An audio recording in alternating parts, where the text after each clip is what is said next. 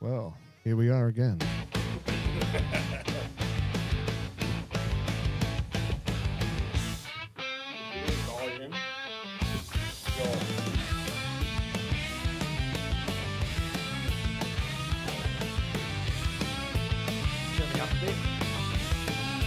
One, two, yeah. It's the West End, come from the scene. Out in the West, the ultimate team. They're bringing the heat, bringing the noise, breaking down barriers, making some noise. Unfiltered, uncensored, straight from the heart. These brothers ain't playing, they're taking it far. From crazy confessions to stories untold. Raw SOS is unmissable. Bold. So come on, join, be part of the crew. Raw SOS is waiting for you. Out of the West, they're here to stay tuned in. Turn it up, let's hit play. Welcome back to another episode of Raw SOS podcast. We're live and loud. Well, not live, pre-recorded and loud. We have a special guest on today. All right, let's cut to Harvey. Mr. Nathan Harvey has joined us. How are you guys? This dude's going to have a million stories, and I can't wait to get into them. He's done that. He's done everything. He's been there. He's done it. Let's get into it. So, how are you, Nathan? Thanks for coming along. Great, thanks, Wes. How are you? Yeah, pretty good, mate. Oh, how are you, Adam? Oh, yeah, I'm going all right. Yeah, how are you, Justin? Yeah, we're mate. all here. Fuck, I was just... We're actually a bit rough from last night. We did episode 50 last night. And, Nice. Harvey just has where you been, man? I've been on a 2,500k road trip. So Fucking hell. Yeah, right. You don't do things in half, though. No, not really. It was my nephew's 21st birthday, and the theme was heroes and villains, and I went as Adolf Hitler. I think I was the only. I think I was the only guy game enough to do that. And there was a prominent Jewish person that turned up there as well, so I don't know whether they were very happy either. But I decided to go surfing all the way down the coast, and I've still got a bit of Sharpie here on my moustache because I had to shave my beard off. Well, I grew my beard really long, and then I grew the little bit here, so I got a Sharpie and coloured it in, and so I still look a little bit Adolf-y at the moment. It takes a while to get that Sharpie off, eh? So where'd you go? We went down to Melbourne. Yeah, I went down to Melbourne, but I did it the long way. I went surfing all the way down, and I'm a bit of a free camper, and so I drive into the middle of nowhere, and I've got little places marked with pinned all the way down the coast, but I decided to look for a few new ones, and I found a few crackers. So Yeah, right. The South Coast. Like you go down the coast. Yeah, road. all down the South Coast. It's fucking and, beautiful, eh? Oh, it's so nice. Did you do Bell's Beach? No, I didn't go that far. No, I think so. that's the other side. That's You see, past Melbourne, actually. yeah. Not past, He, yeah. I've called him geographically challenged before. We had a guy on a couple of weeks ago from Harvey Bay. He goes, have you been to Byron Bay? I'm like, it's about 7 hours away from there. I don't say geographically challenged, I just say challenged. Yeah, challenge. Fucking oath. Definitely challenged. But anyway, we'll get into a bit of your story, mate. So where did you grow up and Yeah, I was born Manly, Northern Beaches, and Yep. I grew up there.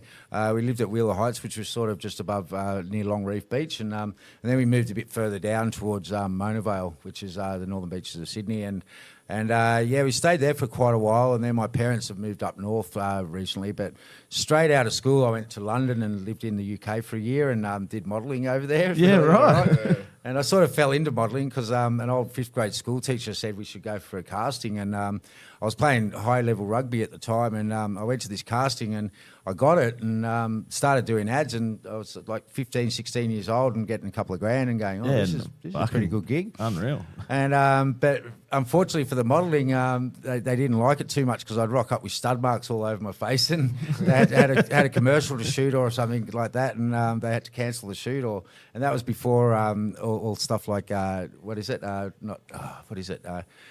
Photoshop and everything like that. So the makeup artist had to like pull out all the stops that cover the stud marks up, and On your face. I ended up giving up footy and then living a life where I sort of travelled around the world for a while. Modelling, and lived in the UK for 2 years, and lived in Barcelona. How old were you at that stage? 18, 19. Fuck, what a life, man. Living the dream, bro. Straight out of school, man. And it was funny. In the UK, I was sort of on the front cover of My Guy and Jackie, which were the equivalent of Girlfriend and Dolly here. Oh, yeah. Yeah, right. Yeah, and then I got homesick and came home, and I was a dish pig in Perisher. So go figure that. Yeah, so you went skiing. So you loved skiing or snowboard? Skiing. I've been skiing since I was really small. I was actually could almost ski before I could walk. Cause That's awesome. Well, my old man was a really avid skier, and he luckily, they weren't like we weren't fully rich, but they were middle class, But Dad, he went into a co-op with a private lodge, and it was really cheap, basically. And so we were going down for a month at a time and stuff, and so skiing was my thing for ages, And so when I came back, I did a season down there, and then I got dysentery in Perisher, which is a tropical disease. Yeah, right. In the snow.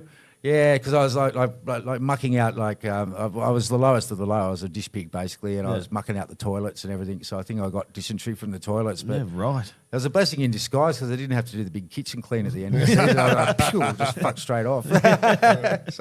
So how long were you doing your modelling in London for? I did that for a year, came back, and then I went for another year. Yeah. And look, the money was great, and I just blew it all on travelling. And so, well, that's what you do when you're fucking 19, man. Yeah, A it was good awesome. coin. Yeah, I travelled all around a lot of places all around Europe and stuff. And I ran with the Bulls at Pamplona. Oh, did ya? Yeah. Fuck, that'd be scary as fuck. It was scary as fuck. I was drunk as fuck as well. So.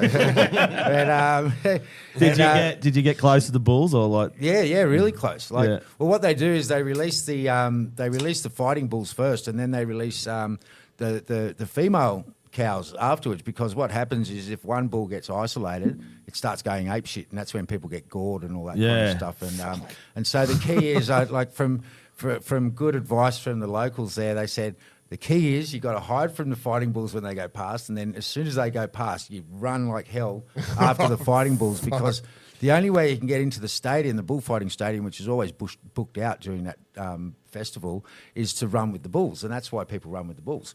But you've got to be right on the heels of the fighting bulls, and so the key is you hide like somewhere on the track where the fighting bulls go past, and then you just sprint after the fighting bulls, because as soon as all the fighting bulls are in and the other ones, they close the gates, and then when you get in there, in the big arena at the end of it. At the big arena, yeah.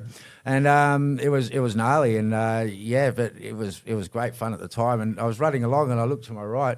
Spike Lee was running next to me. The director. Yeah. Holy shit, that's Spike Lee. How are you, bro? He goes, hey, bro. Don't get spiked by the bull. Yeah, Spike may have got spiked. I don't know. Oh, jeez. No, I have heard there's a few people that I've heard on podcasts and stuff that have done that, man. It's one of those things that I don't know if I want to do it, but it's like, fuck. If I was there, I'd have to do it. It sounds like a rite of passage. Yeah, it's hectic. And, a lot of people, it's funny, though, because and because, of course, when you get into the stadium, you actually get to see the bullfights. And I was like, whoa, man, this is gnarly. And people say it's super cruel and all that type of stuff. And look, it is in a way. But then speaking to the Spanish people, they say, well, what would you rather be? Would you rather be, a bull or a cow in a shed, where you don't go anywhere, you're in a cage and you're fed grain-fed, and grain-fed's a hoax. They're just basically in a cage and they're eating grain. Corn. Yeah, and they don't go anywhere. Genetically modified bullshit. Yeah, and be stuck in a cage your whole life, or would you rather be on a big ranch where you can roam around and you can root as many females as you want and all that kind of stuff, and then you fight for your life at the end? And I said, well, I'd probably rather be the fighting bull in Spain, thanks very much, rather than be stuck in a cage my whole life. At least you got a pretty gruesome ending, but at least your life's better, I suppose. So until the end. But the way the piccolos come in and torment them, it's pretty gnarly. But and so I could only watch a couple of the fights. I was like 7. Yeah. And I said, oh, fuck this, I'm out of here. And so I couldn't handle it anymore. But when you look at it that way, I suppose, I think I'd rather have the Spanish fighting bull's life than a normal bull. Yeah, it's over that. Or fucking be a battery bull, turn into a whopper. Yeah, that's right. You turn into a whopper. That's it. Yeah, so it was interesting. Did you do the tomato? What the other? Oh, that tomato fight.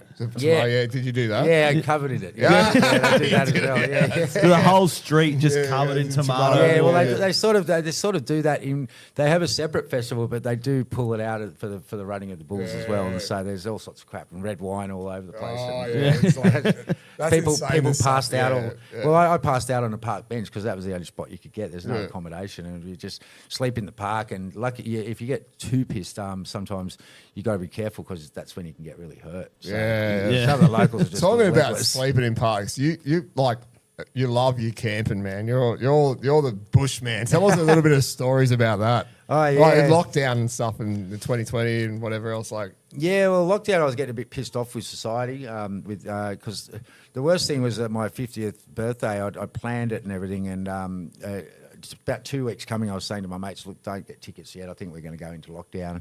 And sure enough, 4 days before my birthday party that I'd planned for and everything, we went into lockdown. And so I got the shits and went and lived on top of a mountain for a year.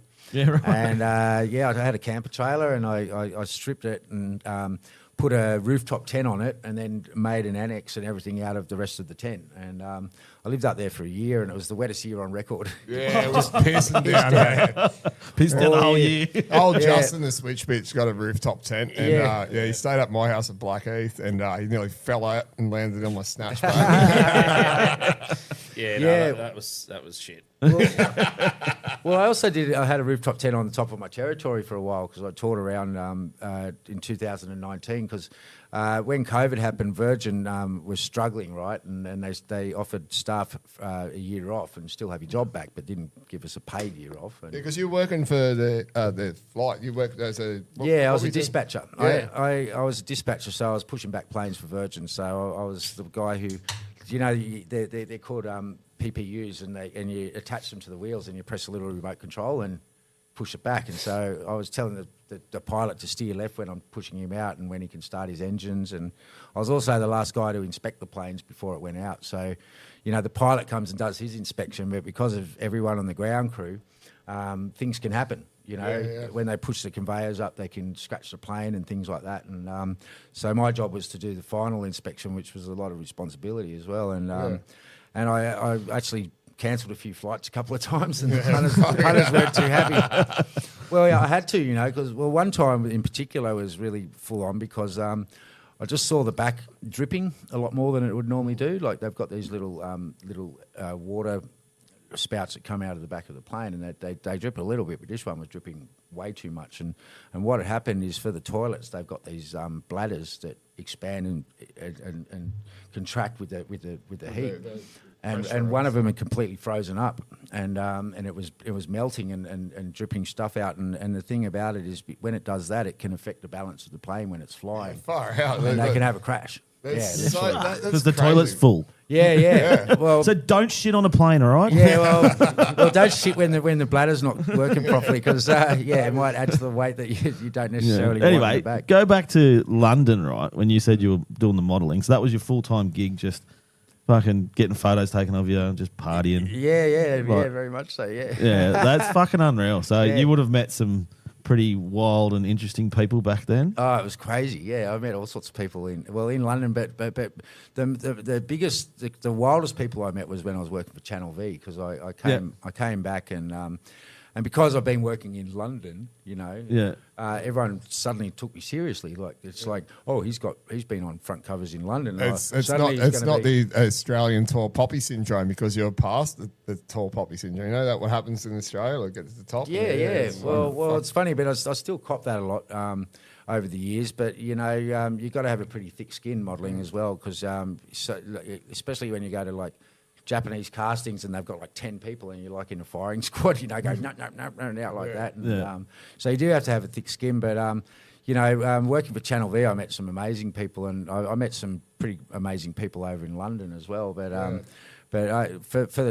so when I came back, I was modelling and I got a bit sick of modelling, and my mates and I made a pilot for a TV show, and the guy who edited it is a guy called Kirk Baxter, who is now Finch's major editor in LA, and he's won 2 Oscars. Yeah, that's fucking awesome, man. Yeah. And Dave Hausman, the cameraman, he became an IMAX cinematographer, and from that, it was called Happening Places, and we made our own little video about travelling around the northern beaches, and we wrote our own theme song, and we had a picture of a car, an old XF Falcon or something, on a piece of string, and we're dragging it around this map, and that was our intro to the show. Yeah. We're talking about cars. Tell us about Richie Sambora from fucking Bon Jovi. Tell us that story. Oh, that was awesome. Well, but that's how I got the V gig. But the Richie Sambora story, that was another whole story, because when I came back and did modelling in Australia, I got a pretty big profile, and I became the girlfriend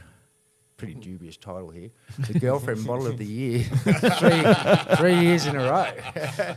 That's some serious street cred. Serious shit. Hey? Yeah, street cred. I'd be like, fuck you. I'm the girlfriend model of the year. Yeah, like. put it this way, I got bashed at Panthers for it. That's Oh, really? No, well, Panthers, we talked about Panthers. Don't worry. I've been bashed at Panthers. I've never been on the cover of a magazine either. So you're not alone. You're beauty. And normally it's by the bouncers. Yeah. Well, I've had rocks thrown at my Valiant and all sorts of stuff because there's jealous people out there as well. And, Yeah. But what happened is girlfriend Bon Jovi were touring at the time, and girlfriend ran a competition, and it was like who wants to meet Bon Jovi backstage, and prepubescent girls meeting Richie Zambora. What could possibly go wrong? and so they ran the contest, and these people won interstate, and then they said, "Now, who would you like to introduce you to Bon Jovi?" And guess who won? Yeah. And so suddenly I'm on tour with Bon Jovi, and I'm staying in the same hotel rooms as him. Not the same hotel room, same floor hotel. So I'm coming out of my room going, "Yo, Bon, yo, Richie, how you doing?" This kind of stuff. And I was a bit of a party animal back then, and You still are. Yeah, still am occasionally. Yeah, I've mellowed down a lot now, but the Richie Zambora story is pretty amazing because I can't even remember it. So it was my mum who reminded me. She goes, "How about when you came and grabbed a couple of surfboards and went surfing with Richie Zambora?" And I went, "Oh, did I?" And we've been out on an all-night bender. I have no idea whether I drove or not. I hope to God he had a driver. But it was 7:30 in the morning. I rocked up with Richie Zambora in tow, and Mum was standing there in the kitchen in a pink nightie. She went, "Oh my God, it's Richie Zambora!" Pew, just ran away. And my old mate Rodri, who's a Welsh friend of mine, he tested me out recently. He visited my parents up north, and he goes, "Oh, so what about the Richie Zambora story?" And Mum just laid it out to him, bang, bang, bang, because he thought I was bullshitting. No. I don't bullshit with my stories. That's a good fucking story, though. Yeah, so I was that wasted I couldn't even remember. You went surfing with Richie Zambora. Can't fucking remember. Can't remember what beach. Can't remember anything. Not a thing. It was complete blackout. It's 7:30 in the morning. 7:30 in the morning. Yeah. I hope the surf was good. No, Anyway, let's just go into the thing because you know you love skiing, but you broke your neck. How the fuck? What happened there? Yeah, well, that was You overseas somewhere, were you? Yeah, in Canada. Well, that was another job after the TV stuff. I left Channel V because they didn't give me a raise for quite some time, and I got hijacked by Optus Television, and I was hosting their flagship show, and it was a really good show.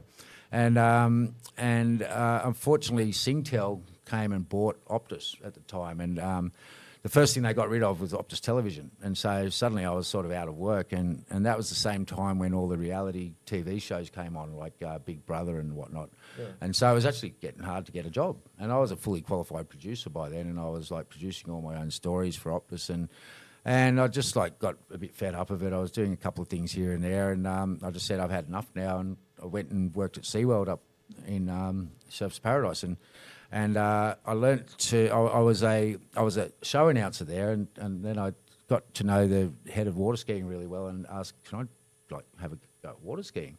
And so within 2 years, I was playing the main character in the water ski show. So I learned how to barefoot, and jump 100 foot off a ramp, and doing all that kind of crazy shit. Yeah, and then I seemed to have a lot of bad luck as well along the way, because they suddenly cancelled the show. The SeaWorld's water ski show is no more. And so, because they had a lot of people coming and going, "Oh, my shoulder," and all this kind of stuff, and the insurance costs for too much. And so my mate, who I'd befriended, Charlie, he goes, "Come over to Canada." And so I went over to Canada. I got a bit of a payout because I worked at SeaWorld for ages, and my mate was sailing around the world, so I flew to Fort Lauderdale, jumped on his 40-foot yacht, and sailed halfway across the Atlantic. Oh, wow. That sounds shit. It was shit, yeah. Yeah, and sailing through the Bermuda Triangle by myself on a spinnaker run, looking up, playing "Shine On You Crazy Diamond" by Pink Floyd. Yeah. Yeah, that's awesome. That's a moment where you go, fuck. Don't worry, we'll talk about aliens soon. Well, You've got aliens on your fucking Yeah, shirt. outer space. Yeah. Well, yeah, and from there I went to Bermuda, and then I had to go over to Canada because I was starting the ski season, and I spent like 2 or 3 weeks helping them set up for the ski season, scrubbing all the ramps and stuff because I was going to do shows over there in a place called Muskoka, which was north of Toronto. And the first show I did, I broke my neck. And Oh, that's first show. fucked, dude. So I jumped off a tower, scooped up, started barefooting around and caught a toe when I was barefooting and went under. And I thought I just got pins and needles and hauled myself in the boat. And then I said, I feel really weird. I don't think I can do the rest of the show. And so they laid me down on a wharf, sort of floating wharf in the middle of the lake. And then at the end of the show, when you go to get up, right, the first thing you do is move your head, right, to get up. And I'm like, Oh, fuck. fuck, I can't get up. I can't move my neck. And then all hell broke loose after that. The police launch came out. They put me on a stretcher. They took me to the local hospital. The local hospital took x-rays and went, whoa, this is way too serious for us. And they sent me to the district trauma hospital. And lucky I had travel insurance. Yeah. And lucky I hadn't been drinking. Because if I'd been drinking, it would have been null and void. And they operated on me. I've got a metal plate and 4 screws in this neck. And Oh, fucking hell. 5. Yeah. Fucking hell, man. It's pretty insane, eh? That is hectic. Yeah. Yeah. Travel insurance, shout out. So were you like paraplegic for a while, or could you feel? No, I could feel everything. Yeah. I was moving everything, but it was called a bilateral dislocation, which is you dislocate your C4 and C5, and it goes up like that and then like that. And so that's how it was. And there was like a millimetre of my spinal cord coming through, and they had to literally put like 30 kilos or 30 pounds of pressure to lift it off it and then slowly put it back in and then screw it all in. And the You doctor, must have been on some pretty wicked drugs then. yeah, I was, but I wasn't allowed to move until the operation. So they operated with me in my own shit, basically, because I basically shit myself and within 30 hours. And thank God it was Canada. Because they You can operated. say, you can say cunt in Canada. You can't. You can't. You just said No, it, but bro. they're good cunts because they Can't fixed say it. cunt in Canada. Yeah, no, that's fucking that's gnarly, That bro. is fucking wild. Yeah. Like, And really, you got kissed on the cock by an angel. yeah. Could have been a lot worse. Yeah, well, I've had a lot of close calls, and that was the closest. So that was gnarly. And but the doctor at the first hospital got my phone number, my home phone number, and rang my parents and said, "Oh, he's never going to walk again," without even like really. Oh, what the And fuck? so my parents were flipping out. They were losing their shit.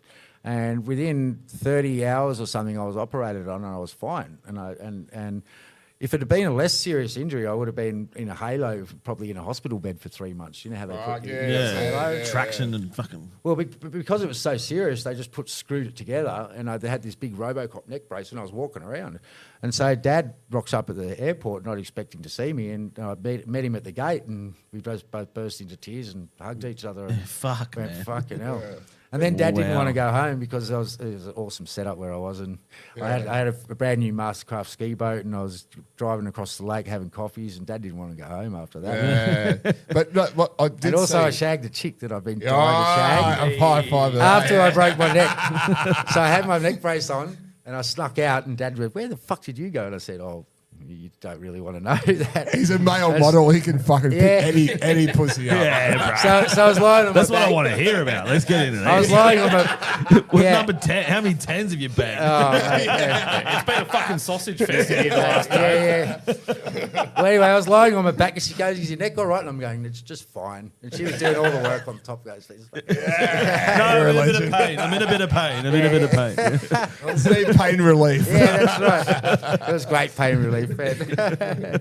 It was like I was saying that when, well, actually, we were doing the Confessions of a C-grade Celebrity. Remember that night? Yep, I do remember that. Oh, it was chaos. Where was it? Was it fucking The factory. the Factory Theatre? Yeah, Yeah. Marrickville. Yeah. And your laptop fucked out. Yeah, I'd spent months doing this video, And people go, why didn't you back it up? And I said, well, I was on top of a mountain for a start. Because this is when I was actually living off grid. And I said, it's pissing down with rain. I've only got a certain amount of power. We still pulled it off. And, and then the night before, it just I literally edited videos with lyrics and all the songs and everything when I was going to play it, and it just went like that. And who was the guy mate from Heath. the Fat Pizza that got up and had? Johnny, and he played. Johnny. Johnny wanted to do He took Hurt. over the whole show. It was the biggest train smash ever. Train wreck. It was fun. Though. Yeah, it was a train wreck. And Kat and I had actually done Hurt before, and we could do it really well, and we should have just started doing it. But my mate Fraser, who came along, who organises festivals and stuff, he goes, mate, one thing I can say is whenever you do a gig, it's memorable. I don't know whether it's memorable for the right reasons or the wrong reasons. No, who was the main guy from Fat Pizza? Eh? What was his? Johnny, he was the pizza man. Yeah, that was him. Yeah, he was the guy. He was Johnny Boxer. He's the guy that played the owner of the shop. With the big handle. And going on to that, you were the pizza boy, weren't you? Yeah. Oh yeah, I was Dougie. Yeah. Justin was trying to research. You were the one that got killed off a few times. Yeah, no, I knew that was you. I reckon I know this. I remember the scene. Yeah. Yeah, well, that's why he came to the gig, because I befriended him when I did pizza, and so I got killed twice actually. Like Kenny in South Park. Yeah. Well, episode 1, it was episode 4, I think, in the series. I was Dougie the Pizza Boy, and I got killed by Barry Crocker. And then in the movie, I was Dougie the Pizza Boy, and I got killed by Merv Hughes. That's right. Yeah. And I said, I want to come back. Can I come back as the ghost of Dougie the Pizza Boy? I said, fuck off, Nathan. You've been killed twice. That's so probably because I tried to steal the tracksuit pants that I had. You know those tracky pants they had with the 2 women and stuff. I sort of pretended that I forgot to give them back, and then they asked for them back. I was like, damn it. Trying to take the merch. I was trying to take the merch home. Yeah. So Wes calls merch Mur. No. And he calls podcast. That's a long story, right? Podcast, right? It's a long story. Yeah. We just done Bathurst, right? We done like Bathurst 4 days races. camping at Bathurst, podcasting. Right. And day 3, I was trying to sell some merch. But all right, Mur on this piece of paper. I was like, MERH. yeah. Mur. And then for the hoodies was HODDIES. He's selling The 50. worst part is he wrote it out. I put it up. It got past 2 of us. Yeah, but it was $50 hotties. $50 hotties. You would have had a queue out the door for $50 hotties. Yeah. Didn't sell any fucking hoodies though. Yeah. Was it hottie girls or hottie bongs? That's what I don't know. Which one was it? Hottie dog glory holes. Hottie dog glory holes. Oh. Stop it. Give me a ticket. Yeah. Anyway, so how did you get your break into getting into Channel V and stuff like that? Like, that was through doing that video, because as I said, we made a pilot, and I sent it out to a few agents or whatever, and someone saw it, and a producer, and so for my first break was you may have remember a show called Beyond 2000. oh yeah, That was my favourite show. We actually reviewed it a couple of weeks ago, didn't we? Beyond Yeah, right. 2000. Yeah, well, they were doing a new show, and they were pitching it up against the news, and so they hired me for that, because they thought I hosted. Was that level 23? Yeah, level 22. Yeah. And so that was massive at the time, and because like it was a major network, and it was a major gamble for Channel 10, we used to call it Channel 10, Channel 10, and they were pitching it dead set up against primetime news, and unfortunately they didn't think the experiment worked very well, and after 13 weeks it got axed, and that kind of sucked. I do remember, because I was that age. I was in that age bracket when that was all happening. Young and impressionable. Yeah. And now you're old and impressionable. I'm getting a bit of greys, right? You know, that's what happens. It's like, all right, ladies, I'm single. I got some grey. I've got some bit of. Stop it. What a specimen. Stop it, Az. I'm getting half a Woody, mate. That's a Woodstock, by the way. We need some woodies. Yeah. So we're not meant to have boners right now? Stop it. Yeah, double chin really turns me on. Yeah, so and that's how I got that, and that was another sort of unlucky thing because it was not long after the time I did the Bon Jovi tour, right? Yeah. And Pepsi were onto me, and they had offered me a huge sponsorship, like huge. It was like worth $100,000. And it Fucking was hell, worth yeah. shitloads. And I had a really big decision to make. It was like, fuck, am I going to do that, or am I going to do this show? Because the show was sponsored by Coke, and so I couldn't do both. And so the show lasted 13 weeks, and I lost $100,000. Coke and Pepsi challenge. Yeah. Well, and another time I got a Where's 10... my jet Pepsi? Have you seen that Oh, that no. show? I know. There's a dude that won a jet. Like Yeah. there was he collected all the things. Yeah, there's an actual yeah, thing. Fuck yeah. you, Pepsi. Yeah, I know. Yeah, so that really sucked. And, another one that I copped that was a really big downer was I got a 10 commercial run for Hyundai cars at the time. Do you know how they had that?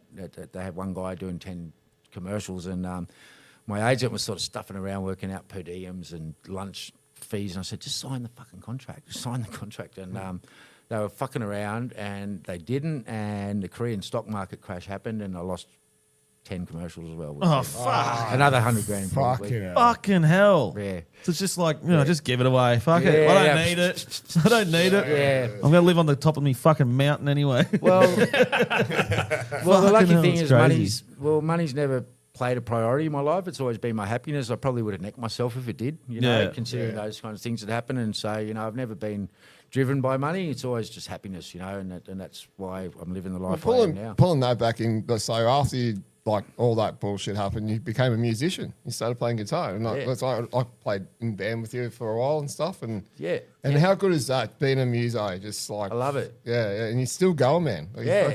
yeah. Well, What's your latest band called? It's called Folk Like These. It's a it oscillates actually. Sometimes it's a 7-piece, sometimes it's a 5-piece. Members leave, but it's a 5-piece folk band at the moment. And we've got a cellist and a flautist, and that kind of flautist, and and I'm sort of multi instrument because we had a drummer, but it didn't work for a lot of the tracks. So I got my electric kit and I play drums every now and then switch to guitar and even bass. So I'm sort of and kazoo. I'm playing kazoo too. Kazoo. Yeah. You're bringing the kazoo back. Yeah, mate, yeah. I'm a virtuoso on the kazoo. So I'm going, do you want kazoo in that? And everyone goes, fuck off. It's like when we were at Bathurst, Justin's kids were playing the fucking foghorns. We record a podcast. You hear in the background. I was going to say that, doing a podcast of Bathurst with V8s flying past. Yeah. How's the audio for that, Justin? Yeah, it was actually all right. Yeah, we got it. We got AI to fix that. All right. AI. There you go. Yeah, the world's getting taken over by AI. Yeah. But I mean, the reason I picked up a guitar was when I broke my neck, and it's funny the way sliding doors happen. If I hadn't have broken my neck, I moved to Sydney then, and I started my job with Virgin, and my flatmate there was a good guitarist and sort of taught me the basics of guitar, and then I started writing songs, and I was hooked. And so it's funny, I probably would have been a water ski bum still in Canada maybe, and never picked up. No, the guitar. I love the superhero song. That was my favourite one to play. Oh, thanks, man. The Yeah. cat playing the keyboards and stuff. It was just I think that won the bloody the gig at the Factory Theatre. Yeah. Well, that was when we really worked on the ending and went. It was a great song, and I'd like to re-record that now because I did an EP and it was about 4 or 5 years ago, and I've learnt so much from that, and but I'm working on another one now called The Night Train. I remember the Night Train. How many? So Benny Pounder, shout out Benny. Yeah, Benny. How you going, mate? He said He's a Westie as well. He never worked with an artist that had about 500 fucking tracks on it, Yeah, well, that was because he tried some weird algorithm to transfer them from Pro Tools to Logic, and it duplicated them. So he wasn't being fair. It was only half that, only a couple hundred. He's like, holy fuck! And I was laughing my head off when I went, "Oh, Nathan, yeah, I know that song. I learnt that song." yeah, but it was his favourite song, and I helped him build the studio for 11 months, and that was his gift to me. Yeah. He goes, you can do whatever you want with this, leave no stone unturned. And so a year later, I've left no stone unturned. So he's trying to push me out of the studio now. He goes, for fuck's sake, finish this song. But the other thing I want to say, who was your best artist that you, like when you were a Channel V host? Yep. Who was the best artist that you interviewed? And Or the most worst. famous. The best and the worst. Yeah. Well, the best and the most famous wasn't Channel V, actually. It was Level 23. Bob Geldof. Yeah, right. Yeah, he was unreal. And he copped a really bad rap because it was at the time when Michael Hutchence had basically stolen his missus and stolen, and it was, and that was when also the time when Christmas was coming and Michael Hutchence died, and so it was really close to that time, just before that time, and Bob was copping heat because he wouldn't let his daughter and his son come over for Christmas, and I don't blame him. Like any good father probably wouldn't. You know, for a start, his missus was a drug addict and on the smack, and so was Michael Hutchence, and he's already stolen his wife, and now he's trying to take his 2 kids from him at Christmas, and he was basically resisting, and it was funny because he come over to do a promo for Geldof Does Gundawindi, which was his band playing at a B&S ball, and apparently he had an awesome time there, and so anyone who spoke to him or whatever, I didn't even interview him. I wasn't supposed to interview him, but he was promoting this film, and it was at the Dendy Cinema in Martin Place. And under no circumstances was anyone allowed to ask him about Michael Hutchence or Paulie Yates. It was all about this band. And at the time, I just started Level 23, right? And I was sort of hot property. And about 8 photographs in to be having Bob, he clearly got the shits with having photographs with me, and he turns to me in his Irish accent. I can't really do it, but he goes, "Who the fuck are you?" I went, "Oh, g'day, mate, I'm Nathan." And we got on like a house on fire, and so fast forward till 3-4 in the morning, drinking rums and shit. And he drunkenly says, I want to do an interview with you in the next couple of days. I get to choose where it is, and you can ask whatever the fuck you want.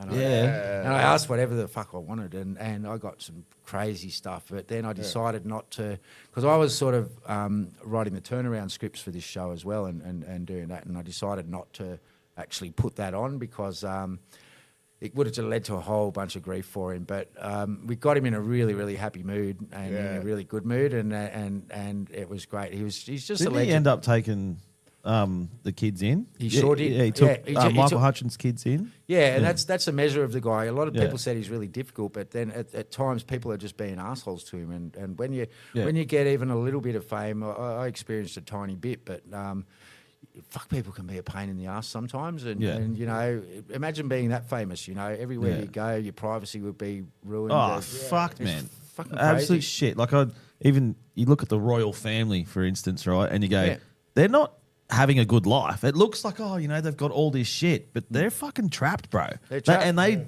Or what they do for it, they got born. They're born into that shit, you know? It's like, fuck. Yeah, and it's funny, but and you look at anyone, look at Nirvana. Nirvana's a perfect example, you know. They're amazing musicians, and they spend all their life trying to get somewhere, and then they realise it's not chopped up to what it is, because the massive thing that you lose is your privacy, and losing your privacy is just crazy bad. That's it. Well, I had paparazzi waiting outside outside here right now. That's why I moved to Bilpin. I can't even walk around Penrith. Where you That's live. why I live in Blackheath, man. I hide in the fucking trees. Yeah, well, I was on top of a mountain, mate.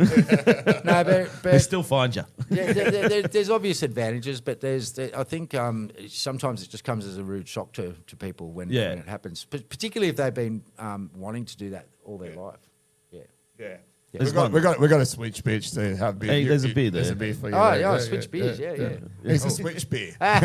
Switch I'm over there. He's not a switch bitch. He's I'm a yapping switch too beer. much. No, that's No, great. perfect, because It's that's great. what we do, because we are a podcast. We talk and talk and talk and talk and talk. No, it's good, bro. No, yeah. So you had a fucking... I know you did say it on Channel 7. What was that little run-in you had with... Did we talk about it earlier? I don't Larry know. Emder. Oh, Larry.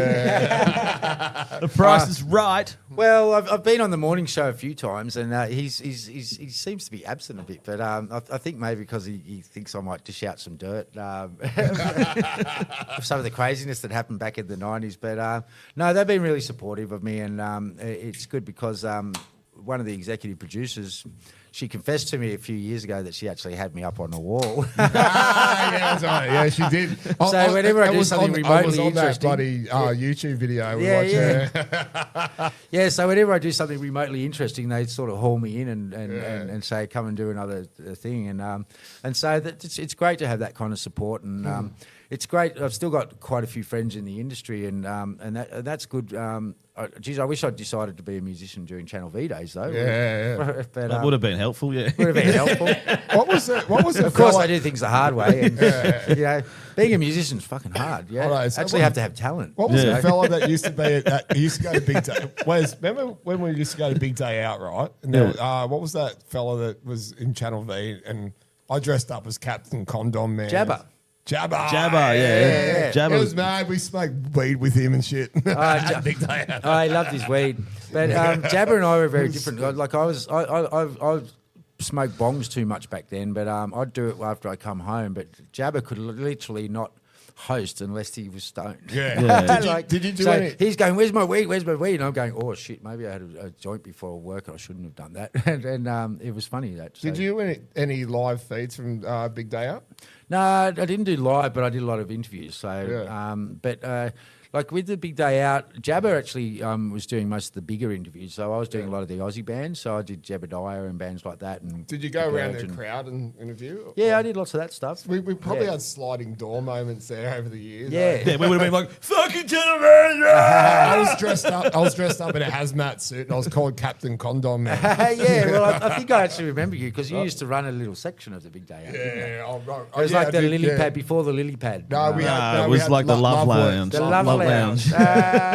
Love Lounge. I snuck bands in there. It was supposed to just be this little quiet, chill out space. He's like, fuck that, I'll put some bands I on put it. 36 musos on 2 days. Right? Yeah, right. We don't have any drum kits, but we had electronic drum kits. No, I play the djembe. Yeah, were you lying on the lounge semi-naked in the jet? Yeah, no, I brought me fucking beer fridge in there as well. And I was selling beers to the DJ for $5, right? Because they were $10 beers, and it was like, oh, guys, can you give me a beer? So, yeah, $5, man. Oh, you made a profit back then. Well, that was when beers were actually less than $5, wasn't it? Yeah. Hell, far out. Yeah, you go Take now. us Now. back. Yeah, take us back. Yeah. $11 beers at $11 mid-strengths at the Bathurst track. Really? Oh, yeah, it was Like, a whoa, fucking shit. joke. Wow. Yeah. And when we couldn't walk over the, Yeah, the you famous can't arch. fucking drink and fucking. You know can't the drink famous any- arch down the straight? What's it? Yeah, the Conrad Chase? Straight. Yes, the Chase. The Bridgestone. Is it Bridgestone still? Yeah. Whatever it is. Fuck, whatever. Changes the every bridge. Yeah. Just after the chase before the last corner. Yeah. Yeah. Isn't that Yes. the it's Conrad Straight? No. Yeah, so you got Yeah. Conrad straight, Yeah. comes down into the chase, and then down into Reverse camera. the corner. Yeah. Oh, we got it back again now, have we? Nah, Yeah. mine. Oh, yeah. But anyway, Anyway, so what happens like to the Chase, right? So we buy beers for $11, and then they tell us we can't bloody go Over the bridge to the other side of the track. What? Yeah.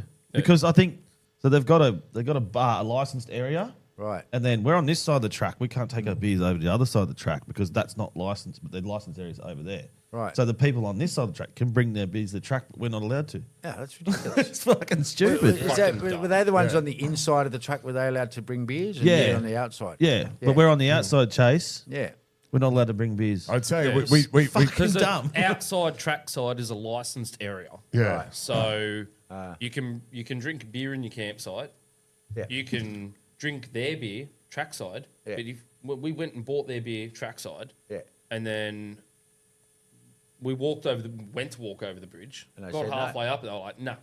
Wes called it Fanta. We it was almost an got orange away can. with it. So if you're a camper, you're allowed to literally stock your caravan completely full of beers and go Oh, and God, drink in the no. middle of No, the day. you're at one one carton carton. per person per day, and you can't take if you're there 4 days, you can only take one carton in. But I So tell you've you- got to go to the shop every fucking day to get more piss. What- While blind, Yeah, but at the But end, one carton per person per day. Like Yeah. you Yeah. get through a carton of beer for one person, that's a shitload. We went through 15. And 3 bottles of arsehole juice. it's not even a joke. no, it was fucking like looked like a council throw out. No, right? not just for us. There's like, Yeah. 5 or 6 of us. Yeah. Yeah, so 14 to 15 But, cartons. you know, Plus, there was if- like hard solos and those Oh, 196s and fucking, it was just I'll piss. tell you, Yeah, If- little if- lamb, that little lamb stuff, Like, man. yeah. if you last the whole day and you have to move out and move the camp on the Monday, you can get a free breakfast at fucking Reg's, right? Reg's? Reg's. Hey, Reg, there you go, mate. No, Ridges, right? Ridges. So the ridges that come down the straight. There's this big fancy motel room there. We talked about it last podcast, but we walked in and they opened the door and let us in, and they gave us a coffee and we had a fucking buffet breakfast. Yeah, right. I was going to pay for it, but no one asked me for money, and they just left. It goes, "What room number are you in?" Oh, 27. He looked at me like, "We don't have a room 27." Fucking go, run! We fucking jetted out of there. I fucking piled the plate. It's punk rock, man. They thought we were fucking living the high life because we walked in with the podcast shirts on and stuff, and it was like, Yeah, look at these famous guys. Yeah. Paparazzi Speaking hanging of around. shirts, I've got Harvey's shirt on here. No, the Mr. Harvey one. Yeah, Check that out. Give us go back to It says it's cool to be kind. yeah. Yeah. So what's about that shirt? How do you make that? What's the idea about? Well, my friend Tara did it, and it's just supposed to be sort of like a little peaceful thing, but it looks like an arrow pointing down to the business, doesn't it? Yeah. And it kind of hides your beer gut as well. So I don't mind that. Nothing hides that. Yeah. He looks like there's a fucking little ET. picture there of me in a bath singing a love song. Maybe you can see that. Maybe. Look at that, yeah. Looks Singing a little love looks song. like a dick going into a vagina. Yeah, well, that's what you that's what you You thought. need to get fucking laid, dude. yeah. It's been a while.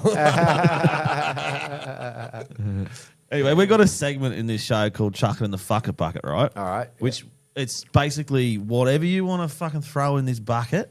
So we've got a little song here. It's complaints, fucking whatever you want. So Yep.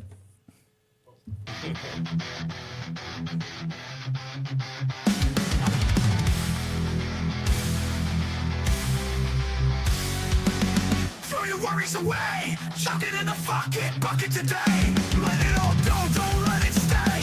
All right, get the headphones on, Brady. Go on, me. No more stress, no more pain. Toss it all out, let it drain. Life's too short. That's why I'm going the wrong way. So chuck it in the fucking bucket. Let's start again. Let's start again. No more stress, no more pain. Toss it all out, let it drain. Life's too short for the kind of stray. So chuck it in the fucking bucket. Let's start again.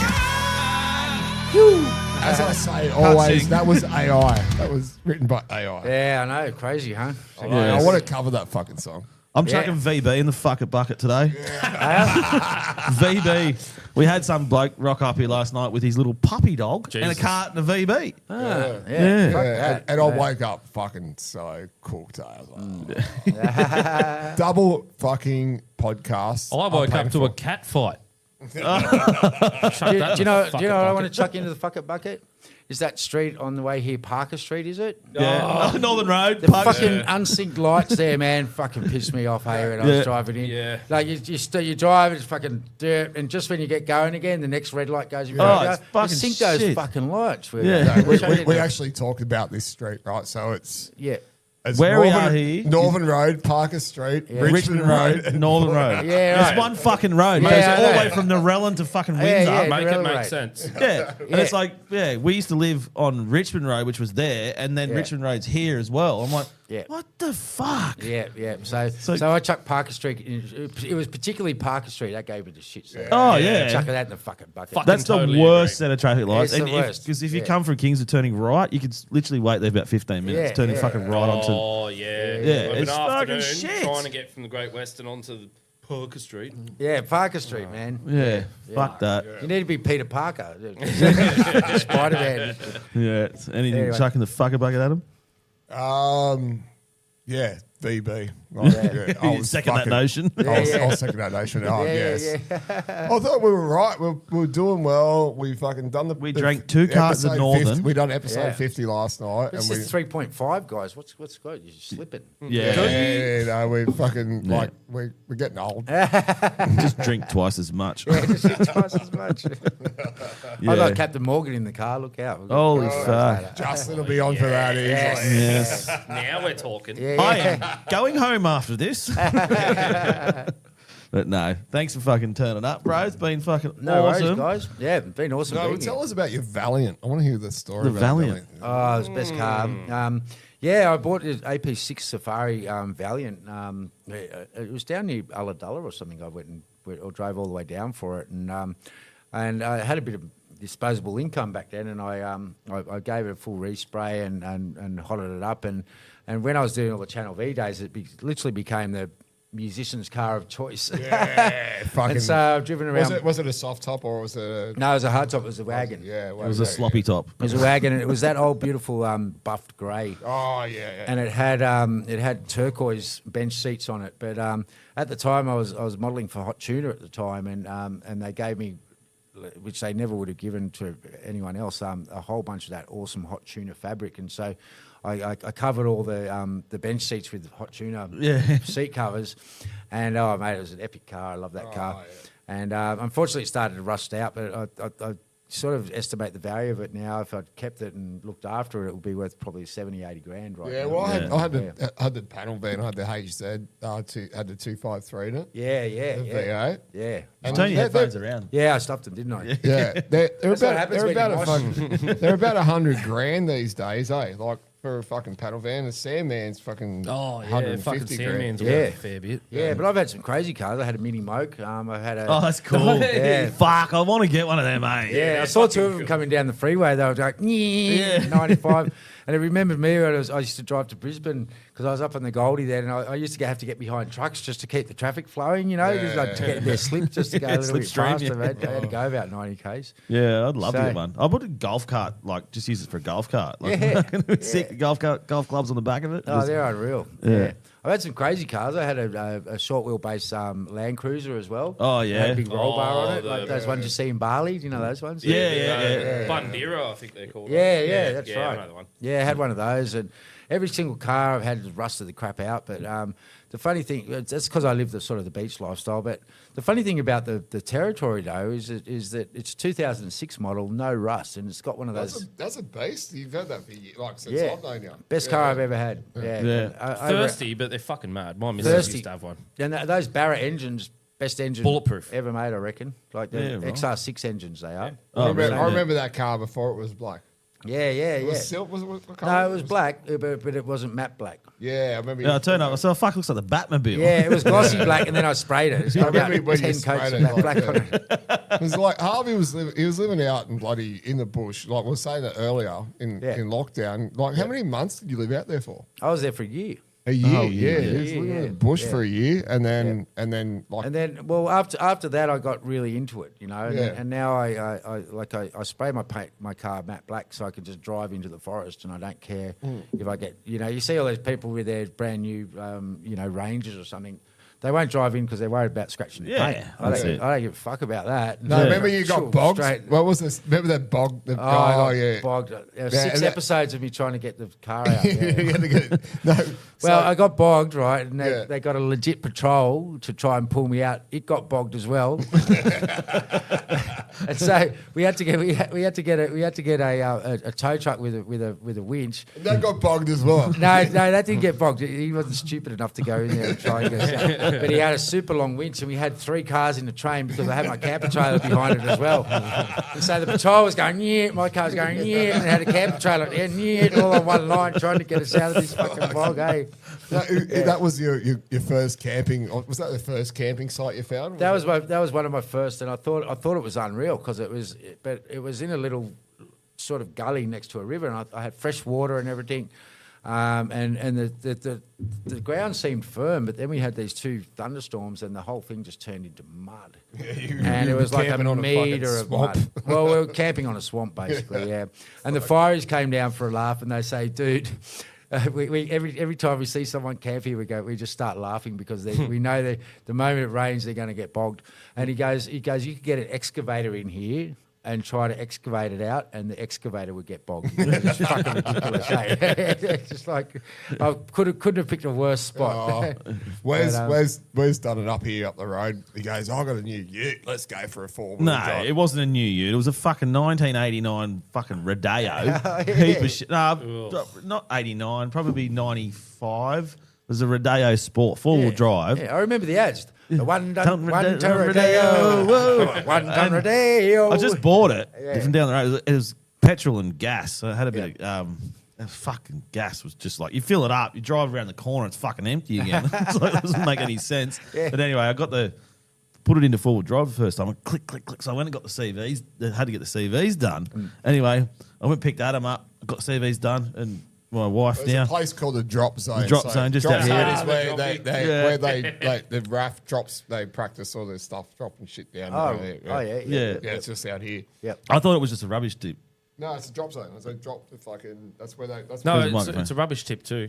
Yeah. According to a lot of people in Yeah. Penrith. Yeah. But anyway, Yeah, it we is a went out rubbish there, tip. and I'm like, fuck yeah, it was just finished rain. I was muddy as fuck. Yeah, like, look at me go, I'm fucking big four-wheel driver. Oh yeah. And then I'm like, I can't get through that rut. So I turned into the sort of trying to turn around. It's a Just swamp. went, Oh, yeah. and we're in the middle of this fucking Swamp. bush, bro. Like, and we're like by ourselves. There's no one there. So he's like, oh, oh, we got to get the water. 'Cause I had like half a bottle of water. Take that. We're going to need to drink water. I'm like, dude, it's actually going to take us fucking 20 minutes to walk to Penrith, right? We're going to be okay. Yeah. But no, not it a fucking. survival my army Oh training yeah, came he's in. like, right? fucking get the water, get the water. It's, like, it's a little bit this much lemonade. Pissing into his own water bottle and eating bugs. Yeah, apparently you can drink that a couple of times before He thought we kills were, you. thought we were going to die. Anyway, my missus wasn't impressed because she only had like flip flops on, and she's walking through the mud and fucking flip flops.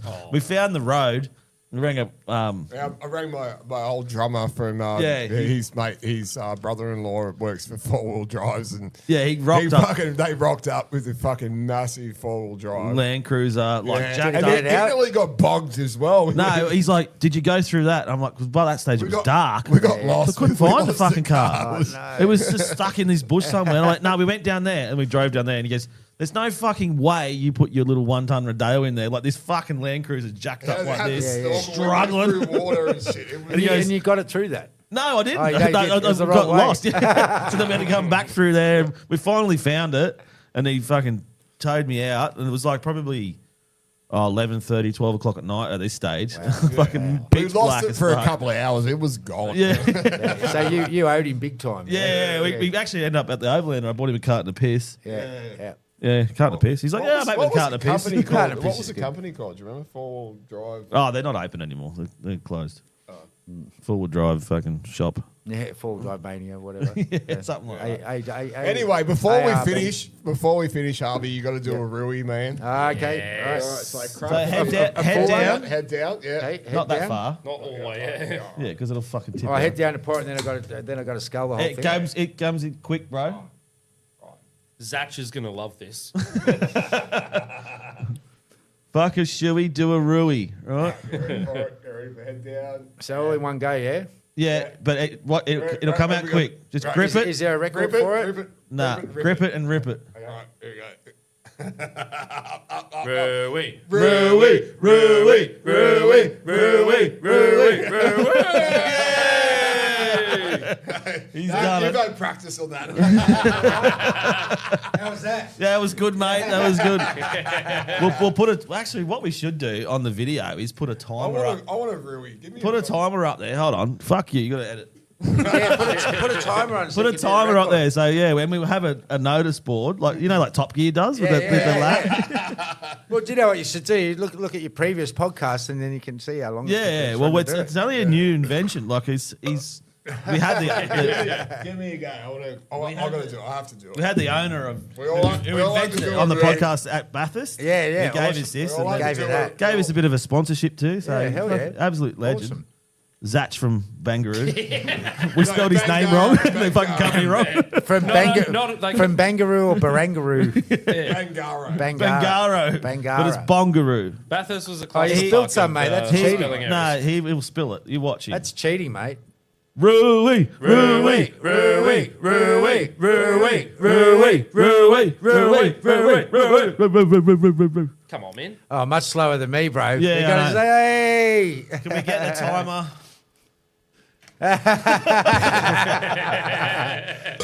That's soft, mate. That's soft. Very soft, very soft. You're up, Wes. Yeah. I had one last night. I fell off the chair. You know who's next though, bro. Oh, fuck yeah. He's had 3 this morning. He's had 3 this morning. The switch bitch is next. Oh, you got to get more beer. Got to try and fix my bloody camera. I'm going to fix my liver after this. I've got work tomorrow. This is gay. This beer tastes a lot like I'm not going to work tomorrow. This beer, oh shit. Oh, Oh. I tell you what, that works really well though. It's like a full Oh, shot. they're fucking Yeah. unreal, eh? Yeah. Yeah, so go to everyone listening. Yeah. Bongaroo.au, isn't it? Yeah, Yeah. Bongaroo. You need to get in charge. Bongaroo.au. Bongaroo. Bongaroo.au. Bongaroo.au. Bongaroo.au.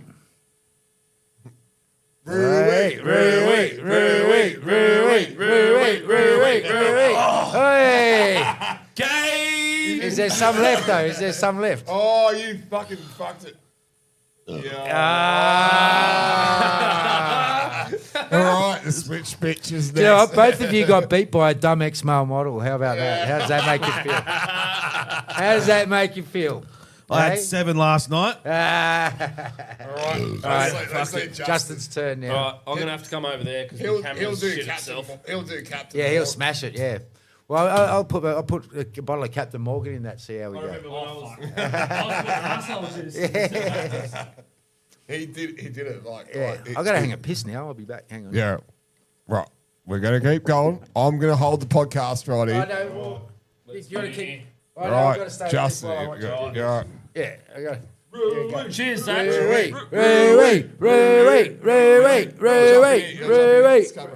Ah, he nailed it. He nailed it.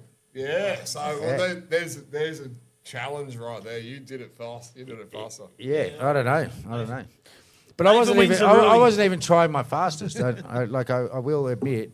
In the rugby days, do you know how they have boat races? And you start from one end? I used to be the anchor man. So, Oh yeah. yeah. Well, fuck a shoey, do a Rui. Fuck a shoey, do a Rui. Yeah, that's right. That's it. That's a pretty awesome thing. I can see that taking off, actually. Yeah, no, he's, I can see me getting. Is he selling a lot? He's probably selling a lot. he's selling a few of them, Yeah, yeah. I'm sure he would. Yeah, he only Everyone launched loves it. them. Only launched it at the start of the year, Good on him. but it was like a sort of an idea him and his mate had, and his mate passed away actually. His mate passed away at 31 years old from bowel cancer. Yeah, shit. but I Yeah. think his they name had, that was 31. that was his mate. They sort of come up with the idea together, and then he's like, "Fuck it, I've got to do it now." They'll He's got drink to it. fucking They had a flamingo. manufacture. They, did a flamingo. They were doing flamingos. They went, Yeah. "Fuck, we want an Australian version Yeah, of this." Yeah, absolutely. That's So heaps yeah, better. That's fuck awesome. you, Shuey, do a Rui. I tell you what, it works well though. Yeah, Oh, man, that's Fucking like, too right. fucking- the flow is there. Shot Hey. that thing straight down the guts. we're just gonna say fucking yeah, Bob Hawke, we beat you now. Yeah, fucking. Albo, have a beer, you dickhead. Yeah. You can't trust him if you can't do a Rui. No, Yeah, that's right. it. That's We need to right. get one in Parliament. Yeah. The Parliament Don't House. worry, it's coming there. Well, I think we should just be represented by the Rui. Yeah. Forget getting it in Parliament. They'll do a better job, I reckon. Is that the Rui going? Like, do you know, fast forward, Skippy? There's so many skibbies on the side of the road. How many did you Is that- say on your way back from? Heaps. I cooked up a few as well. I was just hungry. Yeah. Yeah, it's roadkill. like that video. Yeah, It yeah, was all right. Yeah, how to speak Australians. You got to watch that. I'll show you that later. Well, I've got a punk band called the Guzzlers, and we've got to write a song called "Roadkill Flowers," where you nick the flowers from the side of the road and give it to your girlfriend. But there's heaps of wombats. Like you got there's wombats and there's kangaroos and there's koalas. When you go the further down south you go, I used to see fucking dead koalas all along the road. Yeah, I haven't seen dead koalas. There's a couple of wombats, heaps of roos as usual. Like I hit a roo because I was trying to get to a gig actually in South Australia, and I was trying to drive sort of up until the roos come out, but there were too many fucking bugs, right? So the bugs were so bad that I remember back in the day we used to have bugs and I was actually going to say, when was Yeah. the last time you saw bugs like that? and only in the outback of Australia because, like, I think the pesticides and everything has got rid of them, and I think that's a real concern because you used to see bugs come out at dusk all the time. We had the fucking Christmas beetles, man. Yeah. You don't see Christmas beetles much. Yeah, now we're getting I saw 'em bogong last year. We're getting bogong moths though now. Yeah, so what are fucking spiders eating? Yeah, I know. We're not here to fuck spiders. But the problem is, like, it's all the pesticides. No, and, we're here to fuck koalas. Get chlamydia again. damn it, I only just got rid of it. Good times, good times. Yeah, but like so, and so to make this gig, I had to get up at 3 a.m. and start driving, and there were that many roos, hey, and it's not the ones in front of you that the problem; it's the ones that come out from the side. Yeah. And the night time because they see the lights and they go, Oh, let's they jump wig towards it. Yeah, they're so. I'd hate to jokes. say they're ridiculously stupid in front of the cars, and they go the exact opposite way you expect. and they will fuck your car up. Yeah, it did. Well, luckily, but I was driving right in the middle of the road, and I was only doing like 60 or 70 k's, and I still hit the bloody thing. And I swerved, and luckily I did because it got the front of my left-hand quarter panel, and I couldn't do a full turning circle after that. So when I got to bends, I had to go to slide hammer and do my own thing. A bit of pedal beat. Pull it out with a slide hammer. Took it up. And Did you cook it up? No. Well, I checked that it was dead first because it was dead, and I Yeah, checked that it wasn't a mum to have Joey and all that. Oh kind of yeah, stuff, no, so- you got to stay the spray. It was pretty paint them. gnarly. They spray paint them. Yeah, but it was a big one Wes because it was was at here. least 6. Yeah, Wes was here. Pink Hey. spray paint.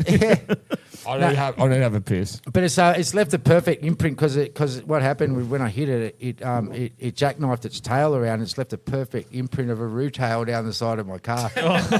So I've left it there as a badge of honour for that poor roo that I slayed in my car. I've got a mob sister who's going to do a dot painting of its tail. On the side of the car, yeah. How good's that? I almost hit 3 in one go. Yeah, right. There was 3 of us sitting on the road. I was working out near Lightning Ridge. Yeah, right. Walgett. Yep. And I'm like in this truck. The truck had a big bull bar on it. It didn't matter. And I was like, fucking, I never hit a roo in my life. And then I was fucking out there, and it was like literally, because I left, it was 5 o'clock in the morning. There was fucking hundreds of these fucking things on the road.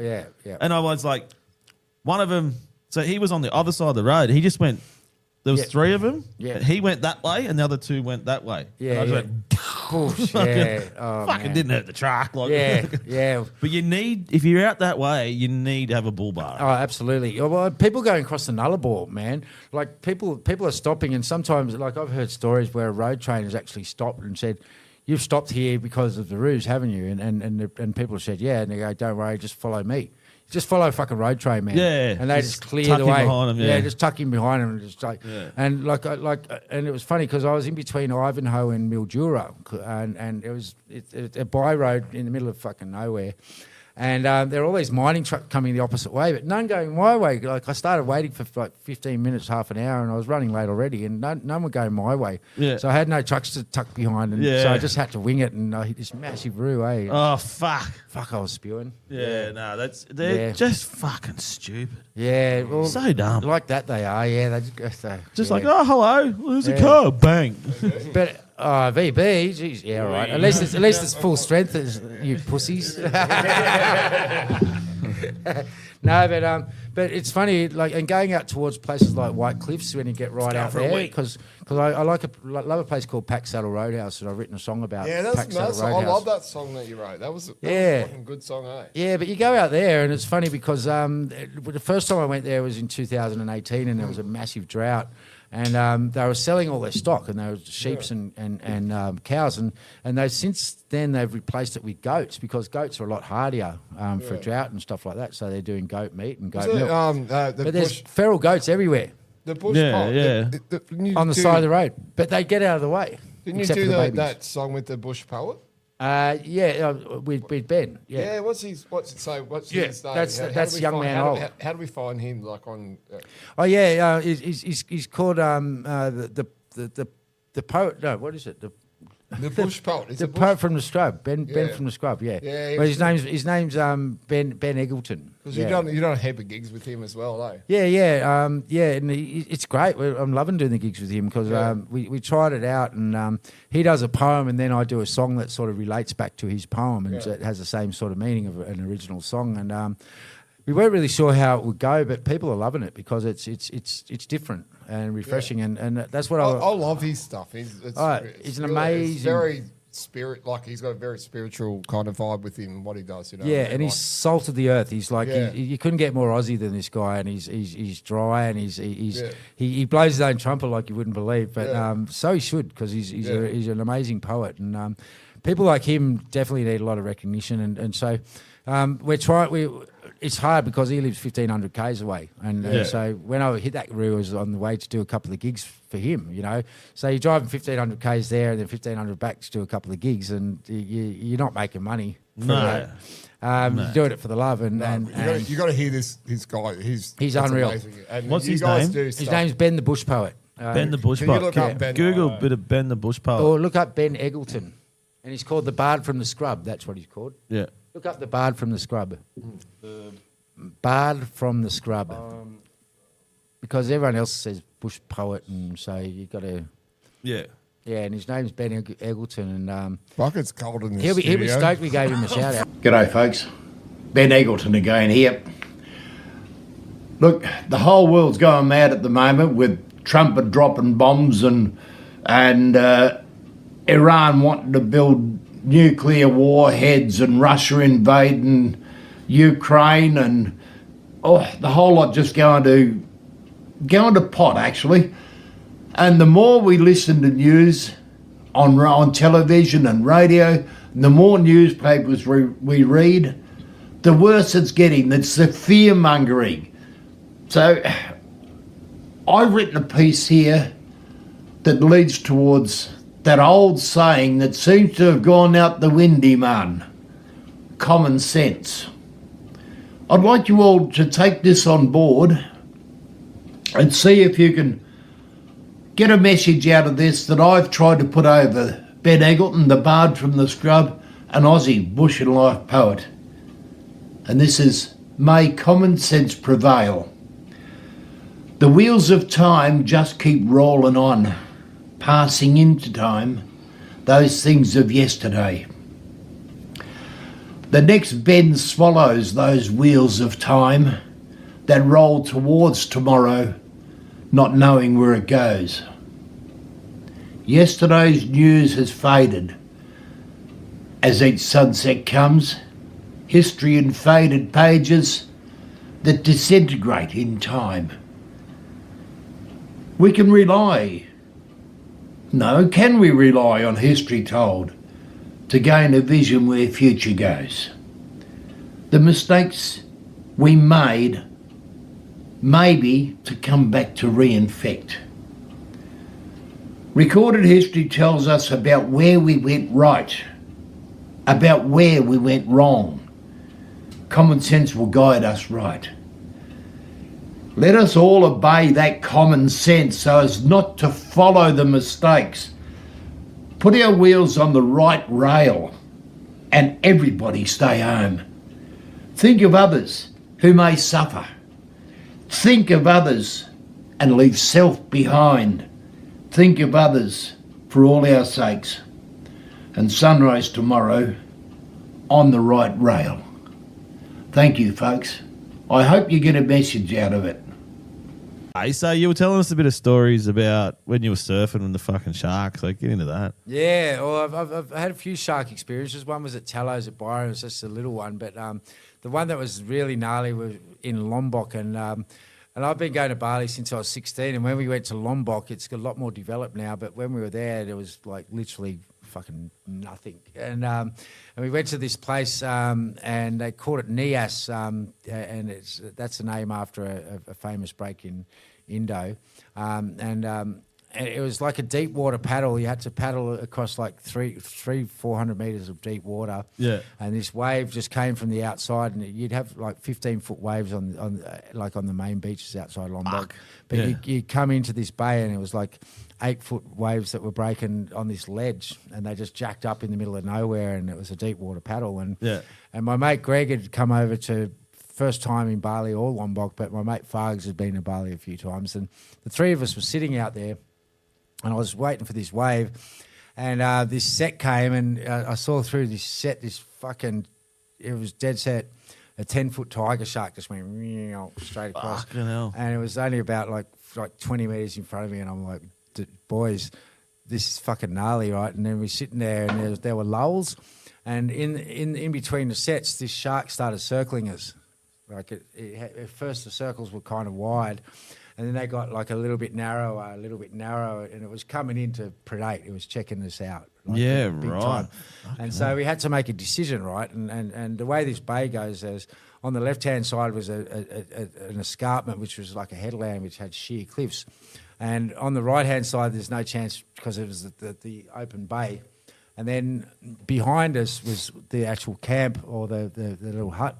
Where we were staying and everything, and that was quite a long paddle as well. So he said, right, when the shark gets the furthest, starts going away from us in the circle, like out towards the deep bay, we're going to make a run for it and paddle for the escarpment. Yeah. And so we paddled for the escarpment. It was about 200 metres. It was the paddle of our lives. And you don't want to kick or anything like that. You just got to do deep strokes, because when you kick, it excites their senses. They think it's like a dying fish or something. So we didn't kick, but we just did like massive strokes towards this headland. And sure enough, we get to the headland or the escarpment. It wasn't a headland. It was more like a cliff. So we get to this cliff, and the shark stopped circling and then just started going near along the side of the cliff, eyeballing us. Like literally, it was looking at us for lunch. Yes. And then we had the next dilemma, which was how the fuck are we going to get up this escarpment? So we had to like it was a sheer cliff basically, and we finally managed to find a way up the escarpment. Then we get up the top there. And every second step we took were fucking snakes, man. So we walked along, and a snake going, and we didn't know Indo snakes, but apparently there are some poisonous ones there. We'll ask Justin, the snake man. Are there poisonous Indonesian snakes? Oh, the water snakes there. They're fucking crazy. Yeah. So all of them. So we were wigging out, and then we finally managed to get back to the camp that we were at, and the guy goes, oh, you go, and these Hawaiian guys were there, and they're going, man, you guys were surfing epic, and we, because it was a good 8 foot, it was big waves, and we were all kind of excited about the fact that we got there without being eaten, more so than we surfed those waves pretty well. And then so we get there, and being a veteran of going to Indonesia quite a bit, me and Fargs, that's my mate's nickname, we ordered just the jaffles, you know. They're always a safe bet, like the cheese and tomato jaffles. And Greg, the guy we were with, ordered fried chicken. And so we're sitting there waiting for our jaffles and chicken, and sure enough, like the cooking shed, you could call it, the door flies open, and this guy starts chasing this gnarliest looking chicken, like scruffiest chicken you've ever seen, around the yard. He grabs it, throttles it, goes like this, and 5 minutes later it's on a plate. You can't get any fresher than that. With feathers hanging off it. And we're like, fuck. And by this stage we had enough, we got the fuck out of there. Oh, mate. how good is that? Let's get it. So that was our shark story, and mate, it was gnarly. Yeah. Sharks and chicken, fresh Sharks chicken. and fresh chicken. You can't get any more fresher than that, eh? That's right. Just fucking. Oh, mate. That's what shark was thinking. But it had no meat on it. It was like the scrawniest looking thing you've ever seen. Yeah. That was the fried chicken. We watched, you know how we done the bongaroo today, right? Yep. We watched the video last night. This motherfucker had like got all the oysters and fucking grinded them up and fucking done it. Oh, and the bongaroo. He drank it like a bongaroo, an eagle. With oysters in it. Yeah. talking about man. They seafood. put him through a blender and he's I like, have- it really brings out the fishy taste. I have no idea the correlation with that story to what you just come up with. Like, it doesn't matter really. No, I was thinking of the ocean. That's all. I'd try it with magic a mushrooms. chicken maybe. doesn't come from the ocean, Adam. I'd try it with magic mushrooms. How about I had magic too many mushrooms? bubbles. I was in America at the start of went over for the rugby league. Yeah. Ended up going to Vegas and New Orleans and Nashville. Oh, you did that. Yeah, it was fucking unreal. How was the stadium? The stadium is mad. Yeah. Like fucking, like it's next level. I've heard. Yeah, Legion Stadium is so good. But on the way in there, my mate goes, "Here, try this," and I had 2 fucking weed gummies. And I don't smoke weed. I'm not a fucking weed. Anyway, I had 2 weed gummy, like 2 marijuana fucking gummy things. Oh, it was fucking. I was all right, and then because we had like a fair walk to get to the seat. Yeah. And as soon as I sat on the seat, I'm like, I am fuck-eyed right Yeah, now. it messes you up. I've written a song called The Cookie Monster. Yeah, I remember the cookie You monster. need to put a bit of that in your podcast. Actually. Yeah. I think Yeah. the guys will like that. Hey, can you look up Nathan Harvey's cookie It's monster? on YouTube. Yeah, My sure. Let's YouTube play channel, it. which is We've got to play that. That's fucking mad. It's Mr. Harvey Music, and on YouTube. But Yeah. they like in America, you can just walk into any store, like it's fucking weed, mushrooms, fucking. You Yeah. can just go and buy it, like it's all legal. And then Here we are. You Yeah. found it? You found it? you think about the dudes before you start that. You think about the dudes that are in jail for fucking life after selling weed, and now it's legal. And now they're legal. Well, they should be let out for a start. yeah, that's it. Well, it's the same in Thailand and all those kind of places. It used to be like banned, but now they realise how much money they can make. Out Yeah, of it, you know? they do coke in Vietnam. And it You is lose a- your wallet. It is a fairly harmless weed. Oh, you got the Cookie Monster? Have we got it? Yeah, no, I got it up. All right. Right. You got it up. Did you use That's what she said. She said, "Is it in Viagra. yet?" Just Jump in in. There he is. Yeah, here we go. Oh, this I is just went to see my friend's little newborn baby. A monster made a baby out of me. so this is my music. Yeah, right. The cookie monster crept up on me. I made frights, big sanity. Nowhere to hide, nowhere to flee. If I bite the cookie, he's gonna take a big bite out of me. I love this song, isn't it? So the Cookie Monster took a bite out of you, Wes, obviously. When I came to Ready? in the car park, got the shivers, and then I had a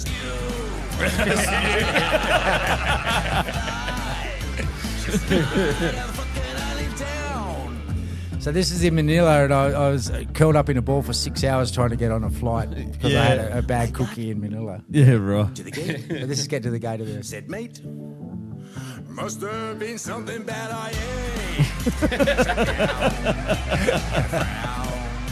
And I hope that the monster's not around. I love this film clip, bro. It's fucking so cool. I locked myself in a garage for 2 days. So I made this entirely by myself. Yeah. The whole thing.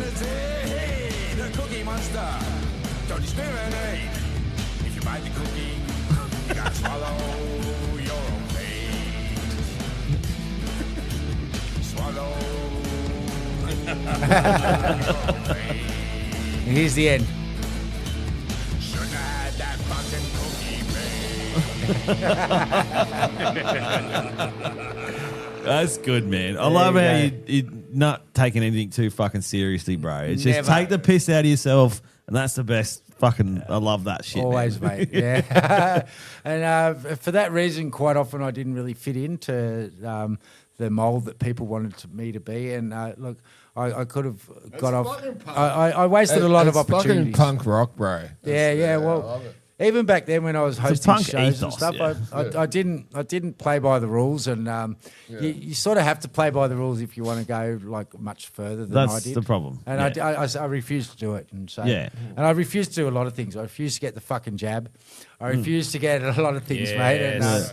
Do you know what I mean? I wish I didn't get the jab. But Yeah. Wes was drinking beers at the pub, and I'm like, Yeah. fuck, I I don't don't get get it. a jab. You just lubed yourself up, bent over, and got the jab. Didn't Yeah, you? I did. Oh, no, I was a Yeah, no, I got fuckwit. mine under the bridge at Queanbeyan. And they were sharing, they were like recycling, so sharing all the needles. Yeah, sharing all the needles and stuff. You get HIV as well. You may as well just bring it all together at You were once. telling me get ivermectin. Remember I got COVID? I told you. The horse medicine, I think it was. Yeah, but it's not horse medicine. That's the thing. It was all a fucking lie, man. And it was freely available. And look, you could have invested in Big Pharma back then and you would have made a mozza, but then you'd be complicit in the bullshit that's happened afterwards. And to me, that's not You right. tell me, right, that they haven't got a cure for fucking. They get cold sore every now and then, right? Yeah. They haven't got a cure for cold sore. I reckon they do. They got Like a fucking, cure but for herpes. you know, it's $18 for a little tiny bit of this shit. Yeah, right? yeah. It's like Yeah. cancer. Like- Tell me they don't have a fucking cure Well, for cancer. but you know- $18 fucking dollars. But you know what? I'll go back to you and say you shouldn't have given that guy the gobby in the war. No, well, he did promise me a hot dog. No, I wanted a hot dog. That is there's an ARIA award right there. You win the ARIA award. Fucking- I'm glad you're in charge of the fucking giving out the awards. We've had him the award of just laying back, not even near the microphone award. Yeah. Oh, he wins that for sure. He wins that in the band as well. Yeah, that's it. He never wanted to fucking sing or anything. He Yeah, just the said, further away from the microphone, the better for "Yeah, everyone. That's right. Careful, you might be catching cold sore off that. Yeah, that's it. Yeah, well, he's already got chlamydia, Yeah. AIDS, Twice. HIV. Twice. No, definitely. No, I've got chlamydia. Yeah, you are. That's switch pitch. Fucking He's got- koalas. he's got- We'll just test his blood. You are our little koala bear, Justin. Hey, what goes on in this hotel room stays in this hotel room, right? No, it goes on fuck all over the Goes all internet. over the internet. Once upon a time, what happened at Bathurst stayed at Bathurst, but not anymore. All right. So Now anyway, there's smart cams. Now there's He's got a smart story phones. anyway, about- so anyway, When you got chased, Nath. car chase. Yeah, let's go right into the nitty gritty of your dark side. Dark side, all right. Well, the one you want to find out about is being chased by the biker. Yes. Yeah, let's go. You go. Okay, well, having a profile like I did, it obviously has its advantages because you get to free parties and free piss and all You that get to kind of stuff. fuck models. And people, yeah. Yeah, we want Did a to bit of find that. out what's the best chick. Yeah, we'll get there. We'll get We'll there. get there. Yeah, you just asked me the biker story. Yeah. I did this.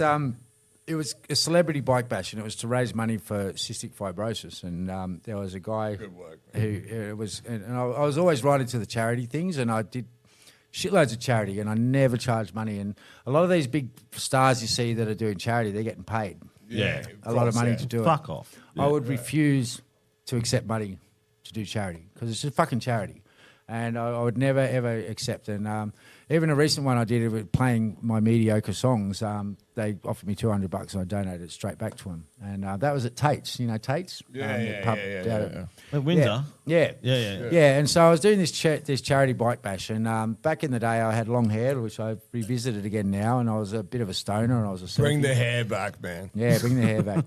And I was, Fuck the hair off, I say. No. yeah, No, not yours. I want my dreads back. yeah. What happened to those, man? No Anyway. bush or full bush? No. Anyway, so Landing strip.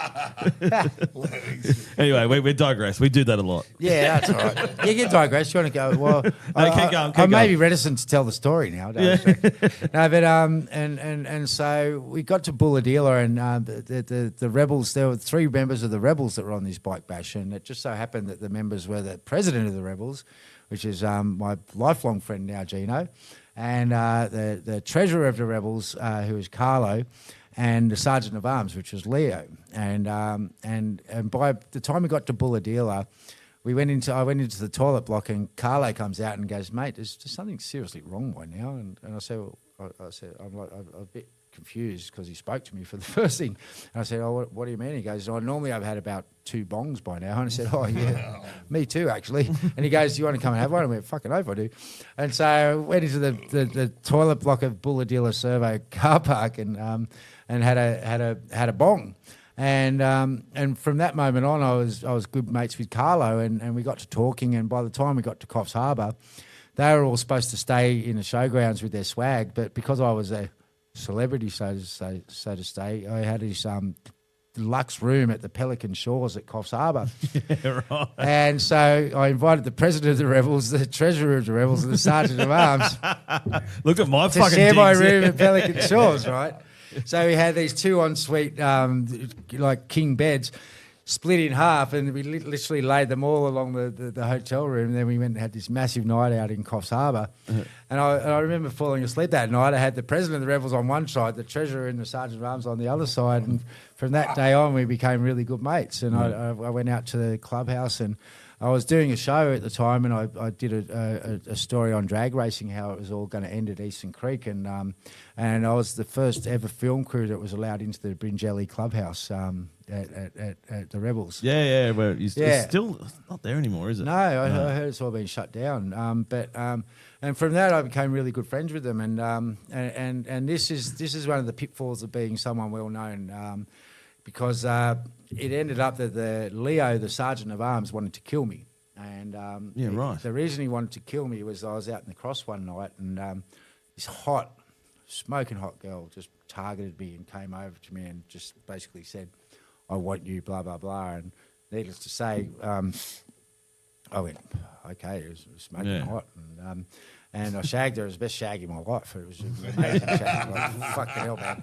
Put it this way, she was biting my nipples and I was throwing her up in the air. And fuck that. Just as having a Yeah. Send photos.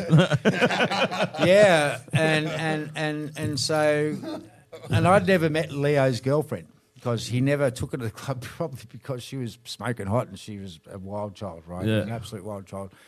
And so I'm driving to work one day, Foxtel. I lived at Bondi at this time, Tamarama, and I was driving to work and in my Valiant, and just before the city, this Harley pulls up next to me, and I turn to the right, and I look, and it's Leo, and I was going, fuck. I was really genuinely happy to see him. I go, fucking Leo, how are you? He goes, I'm going to fucking kill you, you motherfucker. And I'm like, what the fuck? And then the lights change, and I'm fucking driving, and he's fucking chasing me, and I had no idea why he wanted to kill me. But put it this way, when you got the sergeant of arms from the Rebel wanting to kill you, he probably wants to kill you. And so it was like a frigging movie, mate. It was dead set like a movie. I'm in this old Valiant, squealing tyres, going sideways through the middle of the city streets, running red lights with this guy chasing me on a fucking Harley. Right? And the studios of Fox Sports, Foxtel at the time, were at the Finger Wharves at near Star City Casino. Yeah. They had those Finger Wharves. And so while I was doing this, I rang security and I said, guys, I need help. I've got this guy on a Harley chasing me. I'm coming in hot. And I was coming in hot. Like I literally squared along this Finger Wharf, and by the time I got to Foxtel, there were 10 security guys there. Leo saw them turn around and rode off. And then I was constantly... So how old were you at that age? I was in my mid-20s. Yeah, 20s. Yeah, and so from that day on, I was constantly on high alert because I was worried that Looking over your he was shoulder. after me. And I was ringing Carlo and I was ringing Gino and say, can you talk to Leo? It was a total accident. And he said, doesn't matter. He was obsessed with this girl, and this girl just was fully vindictive and went and told him that she shagged me just to piss him off. Right? Yeah, right. And so there was nothing I could do about it. And one day it was funny because also being quite well known, I never used to be one of those wankers that said, don't you know who I am? I always used to queue up at clubs and pubs and stuff and just make my way and just do my own thing. Just be normal. Yeah, and Johnny Ibrahim took a liking to me, and so every time I was in a club in the Cross, which was his, like the Tunnel or something, he'd invite me over and invite me for a drink, and he actually showed me the catacombs of the Cross, which you would not believe. Yeah, Like they had tunnels that you go up through trapdoors, and the police come to the tunnel, and then they go through this little tunnel, and you end up at Porky's, and vice versa. Yeah, right. And so he actually showed me the catacombs of My King's first night in the Cross was at Porky's. Yeah. And so I was at DCM's, and that was when John actually took over a lot of the Oxford Street because the lockouts I know that was maybe before that, but I don't know. I was at DCM's, and I know John had bought DCM's, and I was talking to Johnny, and Leroy was actually there, and he was coming at me with a hunting knife.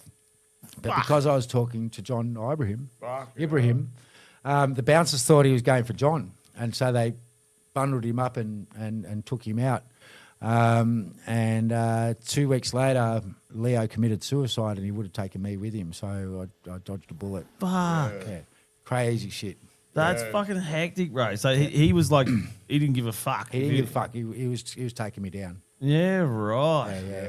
But just for that period of time to have that on the back of my conscience the whole time, knowing that he was after me was gnarly. Yeah. He didn't know where I was, lived luckily, but he did know my car, and he knew that I lived around the city, so he was scoping the city and stuff, looking for me all the time. Yeah, so it was that was full on. Yeah. Yeah, that's crazy, man. So he would have obviously he wanted to be leaving anyway, so he would have taken you out. He would have taken me out with him. Fuck. Yeah. Because you fucking shagged his missus. You didn't even know it was. I didn't even know it was her. She targeted me because I was well known, right? Yeah. And so she just saw me randomly out one night and decided to do that. Yeah, to get to him. And crazy. That is fucking that was madness. That was madness, hey. And I was ringing Leo and I mean I was ringing Gino and Carlo, the president and the treasurer, and they say, "Sorry, man, he's obsessed. He just wants to fucking take you out, and he's." Well, look, hold on a minute. You're fucking supposed to be mates with these other dudes. Yeah. And they're like, "Hey, can you sort your fucking mate out? He wants to kill me." Yeah. Oh nah, we can't sort that out. They tried, but right. there's some things you can't, and that was one thing that they couldn't actually. Yeah, that's convince fucking Leroy insane, bro. That's about. insane. That was crazy. If their own can't even tell them to fucking Yeah, you know. but it taught me a lesson is be very careful of where you put your dick. Don't drop it in a toaster. Yeah, I don't know why I said that. And it's funny though, but you guys might ask me how many I've and I've well above my share. But you know, when I moved to the Central Coast, I was celibate for 3 years. You know, because right. I didn't want to be that guy that was. You're living around. on the top of a fucking mountain. There's not many chicks get up there. Yeah, well, that was 1 year. Yeah. And if they saw that, if they did, they'd see the place go, take me back home. Yeah, but it was a nice place, though. yeah, it was a great place. As much as you love the Forward Territory, it's not a fucking chick magnet. No, it ain't a chick magnet. In fact, It's no it's value. painted matte black. It's got an Aboriginal hand in the front window, and it's got an FNC sticker, which is my mate's punk band. It says the I love those FNC, guys. I love those guys. which is the F and can't say cunt in Canada. Fucking cunts. We'd like we were in Cambo. And so, put it this way, no one ever goes anywhere near my car. And Is it Russ? And if Russ? I'm isolated, Is no it- one wants to go near it Is it either. Russ? Huh? From the Russ. Russ. Yeah, Yeah, I love my Russ. flatmate. Hey, shout out to Russ. Shout you're out a to legend. Russ, Yeah, Russ, and you're a Richie legend. and all my other mates. And I've got And Benny Pounder. We And love Benny. you. Love you, Benny Pounder. Yeah, well, Benny Pounder is amazing. He used to work at Abbey Road. He used to run Studio 3 at Abbey Road, and he's become my mentor with music and recording and stuff. And Ben. and Yeah. there's an amazing. You should get him on the podcast, actually. Yeah, I'd love. Hey, Ben, come Yeah. and have your arm with us, man. Yeah, you should, because and Duke, you know Duke. Yeah, I love Duke. He done all the. He used to be a WWF wrestling announcer, and then he got a motor neurone sort of disease, and he can't. He's walking around with a cane now. But Oh. we're going to Penrith RSLs. You should come that night, the 29th of November.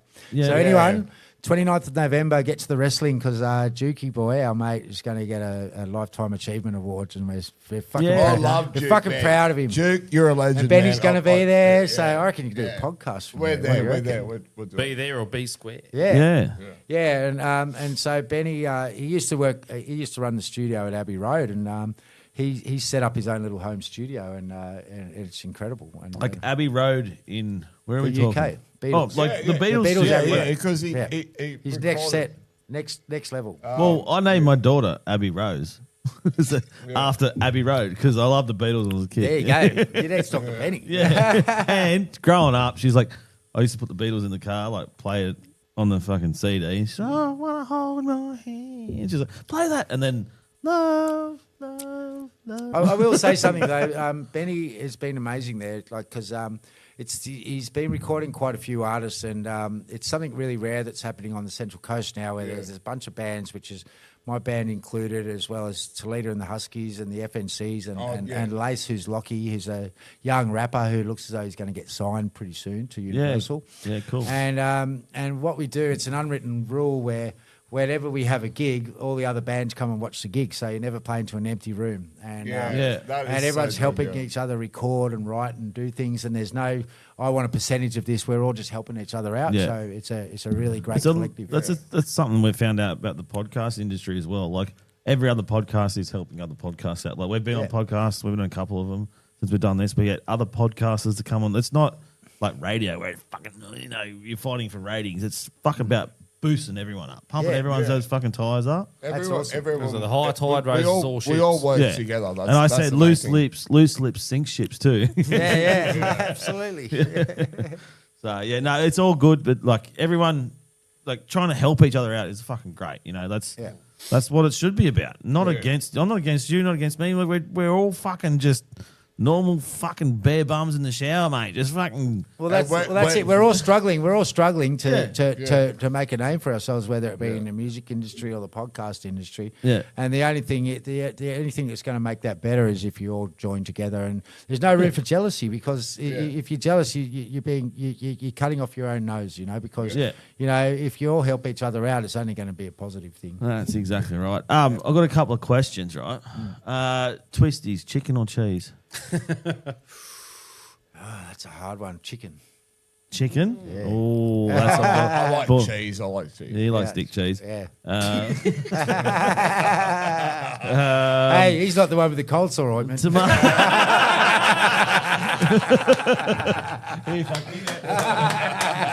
Tomato sauce or barbecue sauce? I've already said these. Tomato on a pie, barbecue on a bacon and egg roll. Yeah, and It's called bacon and egg, not egg and bacon. bacon. What the fuck? That's a Bondi Have you thing. ever been arrested? Yes, I have. Yeah. Yeah, that's a good story. Yeah. Let's go. You want to hear the rest of the story? Okay, I got arrested because I was up at a nightclub in Surfers Paradise, and I was dancing with a hot Asian girl, and I'd been on As you do. I've been on a night with my mate up there, and we had pinger. Okay. Yeah. And I was in a lovey-dovey mood, and I was dancing with this hot Asian girl, and I went to the bathroom, and when I came out of the toilet, it was one of those communal ones where the wash basins are shared by the girls and guys, and I came out, and there were like 4 Asian guys there with knuckle dusters on. Wanted to fucking go me, right? And I was on a couple. I was on a couple of pingers, right? And I fucking dusted these pricks, eh? Oh, really? I dusted them. That couldn't hurt me because I was off my head, right? You were fucking ready. And to so go, there I am standing in the fucking toilet with my pants had fallen down at this same stage, right? And I pulled them up. I was covered in blood, and the bouncer. I was covered in blood, my own blood and theirs.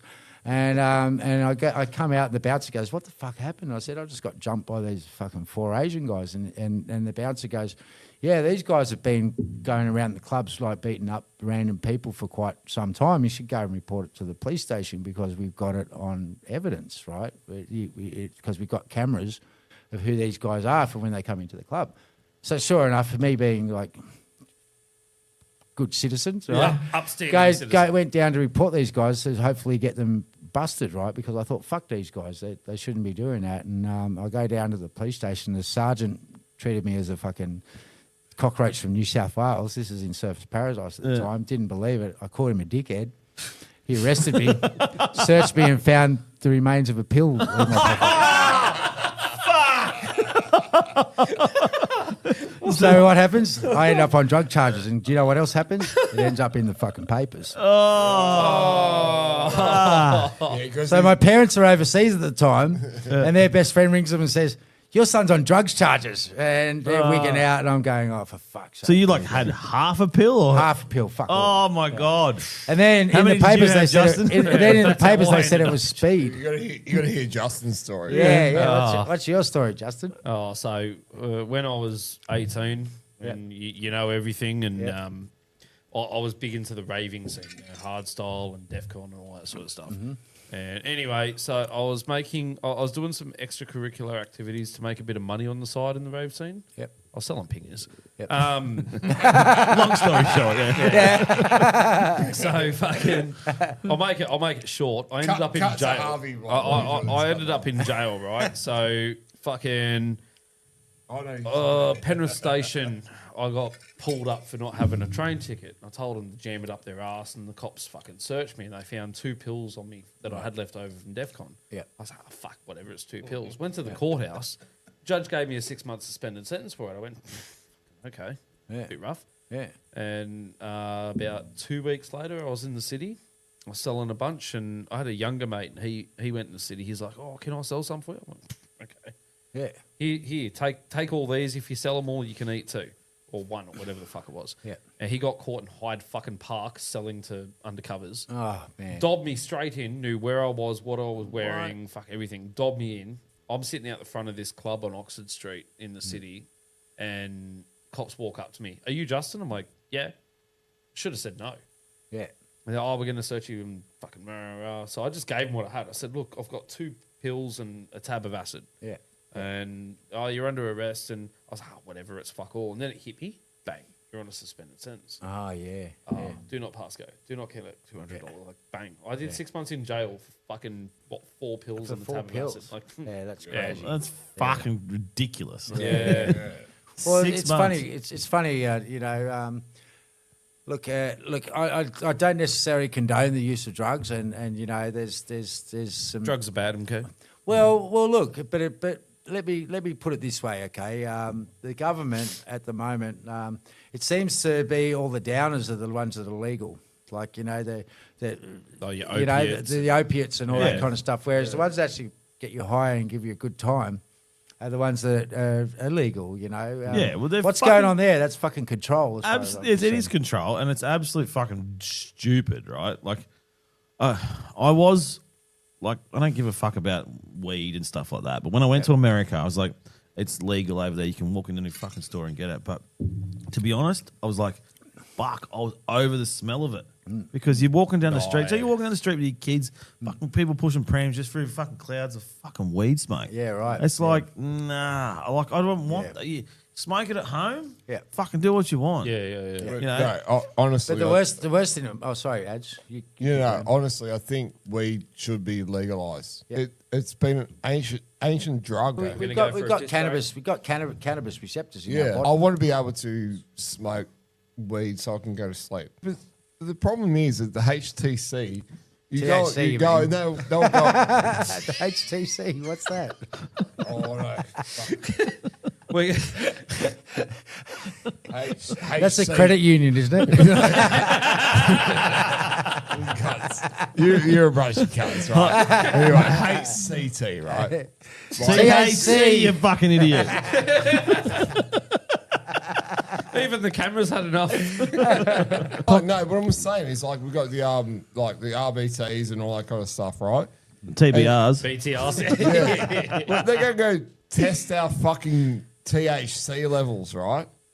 You're smoking weed, and they go like it's 3 months. Oh, because it stays in your fucking body, right? What if you Yeah, but- there's a big but- thing around that. no, like it's you know, not true. weed's like kind of you can get prescriptions and yada yada yada for it now. Yeah. Well, you still But get it done does if you stay in get your drug system, tested. so you could get drive drug- a week later.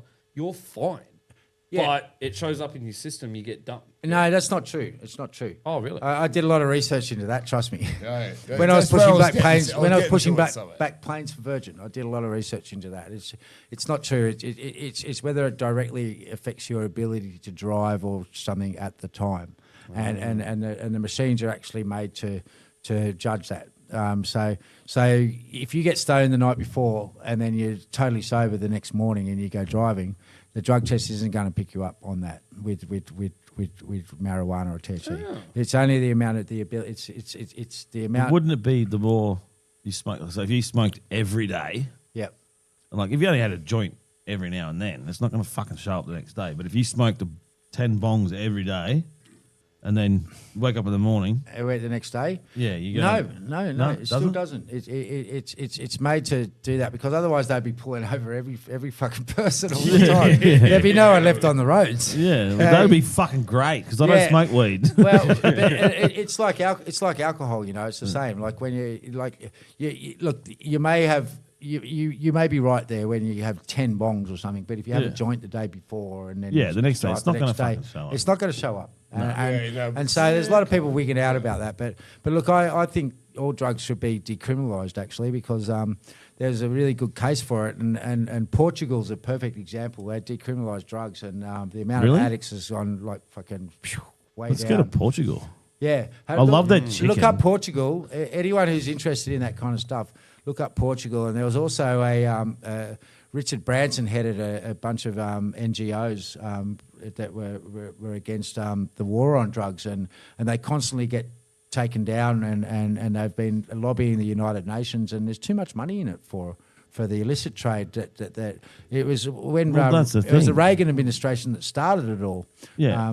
When they did the war on drugs, and the amount of people it's killed, and the amount of Oh, it's arms fucking and- ridiculous, It's man. ridiculous, man. Pablo Escobar, Yeah. like fucking, he was a fucking absolute lunatic, man. He's like, That's right. no, fuck, I'll just blow up a plane. They can blow up a fucking passenger plane because the president might be on there, and the president wasn't on there. He was like, fucking, Killed a whole bunch of innocent people. yeah, fucking thousands and thousands, man, because of the fucking cocaine. Yeah. Fucking, Yeah, like, and those people wouldn't have a business if it was all decriminalised. The war- They the wouldn't war- be making all those exactly. You're crazy taking out the profits. fucking thing, but then Yeah. you're actually creating tax revenue for the country. Like, fuck me. Yeah. Like the whole thing with the legal cigarettes at the moment. Like, it's just dumb as fuck, right? So, $120 for a pouch of fucking Port Royal, Yeah, a yeah. 30-gram pouch, Yeah. $120. I get it for 15 grams from Jake's up at Exactly. Yeah, The war on drugs never worked. yeah. Yeah. It never works. It kills far more people than it actually ends up saving. Yeah, it's the same as the fucking tobacco. We're just fucking creating We a black market. We Yeah, are and human they- beings and we need drugs, Yeah. right? So we need drugs to get us Cocaine smells high. fucking awesome. Yeah, like fucking just seriously. Don't do drugs, kids. No, Yeah, yeah, like, yeah. Well, honestly, they don't. treat it as a criminal offence, and look, it's the people that get into the trouble that need the help, and so they should, instead of funneling all that money towards law enforcement, they should be funneling it towards rehabilitation and Yeah, that's helping exactly people who really need the help. You go to fucking jail and they call it a correctional centre. Yeah. What are they actually correcting? Nothing. You just get fucking shut away. You get food. You get Yep. this. You get a bed. Actually, sounds pretty good. Yeah, We'll have a go and have a for nap. free. Have a Yeah, nap. for Yeah, it's all free. Yeah. But the homeless people, Yeah. what are we doing with that? Yeah. That we can't put. They're better off going to jail. Homeless people are better off going to jail than sitting there on the fucking side of the road. Seriously, jail is actually not as bad as people think it is. Oh, really not. we've heard your stories. Depends which way you're inclined, mate. Yeah. No, like, legit, it's Yeah. a fucking holiday camp nowadays, Yeah. especially nowadays. Like, Cut to you, man. Like, I can't. there's no camera. cameras Shut up. but- there we go. There it is. This is to our reactions. But no, like these days they've got fucking iPads and fucking they go to the gym. They can do fucking courses and classes and Yeah. fucking you get fed 3 times a day and Yeah, Wanked off 3 times a day. A lot of people are struggling a lot more than that. And you're right, the homeless. yeah. The homeless. Honestly, Yeah. when I was in there, a lot of people just preferred to be in there. Yeah. They would commit a crime so they could go back. So reoffend, so they. Well, it's funny. Have you seen that movie, The Shawshank Redemption? Yeah. One of the best movies ever. Hey. Yeah. And people, do you think they get institutionalized like that? And they're so used to that they. That's what they know. That's what they know. Yeah, it's funny that.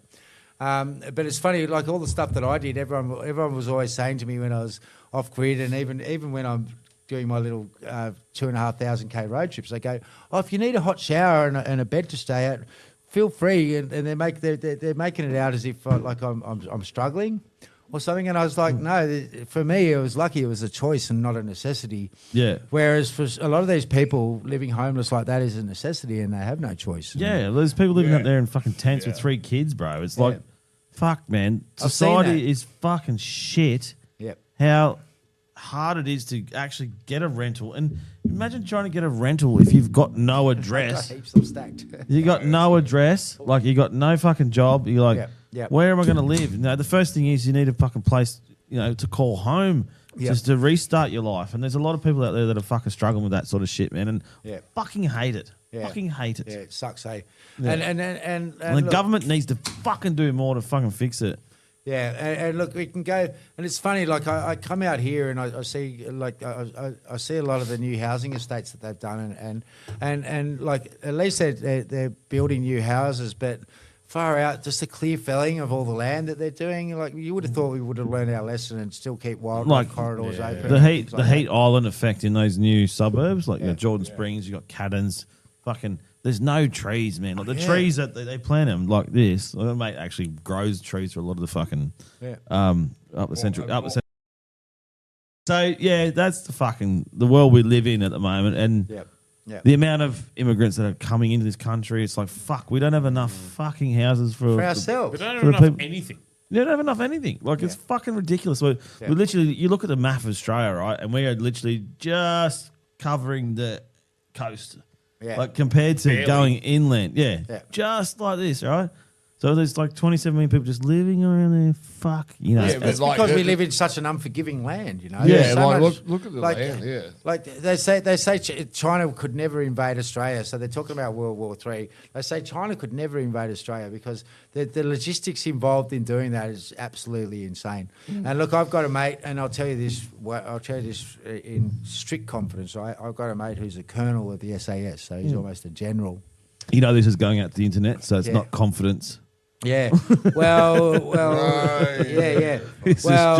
Well, he's saying allegedly a country would be very hard pressed, no matter how big it was, to invade Australia. I'll put it as simply as that, because they wouldn't obviously try the cities and everything first. They'd be trying on the outskirts at first, but then they've got to dodge the taipans and the funnel web spiders and the Newcastle big boy. Yeah. They're not that bad. No, but let's just put it mildly this way. Australia would defend the East Coast, and good luck to them trying to get to us from anywhere else. You know what I mean? Like you spend 5.5 hours just getting out of Australia. It's like, fuck, man. Like when I was going to Scotland, 5.5 hours just getting to the airport. Besides that, right? No, but seriously, shit, I was just like flying 5.5 hours just to get out of Australia. I was like, fucking hell, we're still in Australia? I'm like, it is a massive fucking country, eh? It's a massive country full of lots of very unforgiving territory. Oh, man. Fuck it's you up a big time. Right. The other thing is, like, so I live on the Great Dividing Range. So everywhere that we live, as like to get food and whatever else and all that kind of stuff. What the fuck? I don't know what the fuck's going on. Justin is fucking zooming in my fucking balls or something. Anyway, but we are fucking like on the east coast of shit. Like basically the rest of it's all gone. It's gone desert. Yeah. It's fucking desert, man. Desert, but full of resources. Yeah. So, I mean, that we give away to the US. Do you know that BHP is owned like 75% by the US now, which is our biggest mining company? And our politicians, the Northern, I think it was recently, the Northern Territory Minister for Resources literally gave away $1 billion worth of fracking to an American company. She resigns, and guess who she's working for? That same company. BHP. Have you seen Punters Politics? Yeah. I love Punters Politics Pontus. is the best. Yeah, he's awesome. He's awesome, Did that you guy. hear the thing that Albanese signed with Trump the other day? We're going to send $1.5 trillion of our superannuation to America. Oh, that sounds standard. Yeah, That's right sounds up there with great. the AUKUS deal. Yeah. Yeah. No, that's fucking more trillions, Yeah. and trillions and trillions and trillions. Albanese needs to go.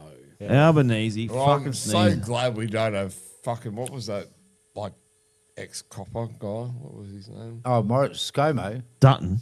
Dutton. Oh, Yeah. Dutton. Yeah. Oh, Dutton, yeah. Thank fuck. Oh, they're all fucking Well, there. They're all fucked. I actually want He's to... he's a Labor Party member, so you just remember that. Yeah. right? I'd like to say something on this podcast because this is like a couple of times I've just refused to vote because I thought it was like voting on two donkeys in a horse race. you Yeah, know? it's fucking shit. Yeah. And I refused to vote, but then I've rechanged my thoughts on that because I think it would be good if everyone would actually do the research, right, and actually engage in your local independent, right, and find exactly what their agenda is, whether it be looking after the environment, making sustainable housing, making responsible development, all that kind of stuff to solve the housing crisis and find out what they're about. And I know everyone's got busy lives and stuff, but here we are complaining about all this stuff, but to actually do something about it is to vote for your independent person that has the local community Yeah, but then the in independent, mind. you got to make sure,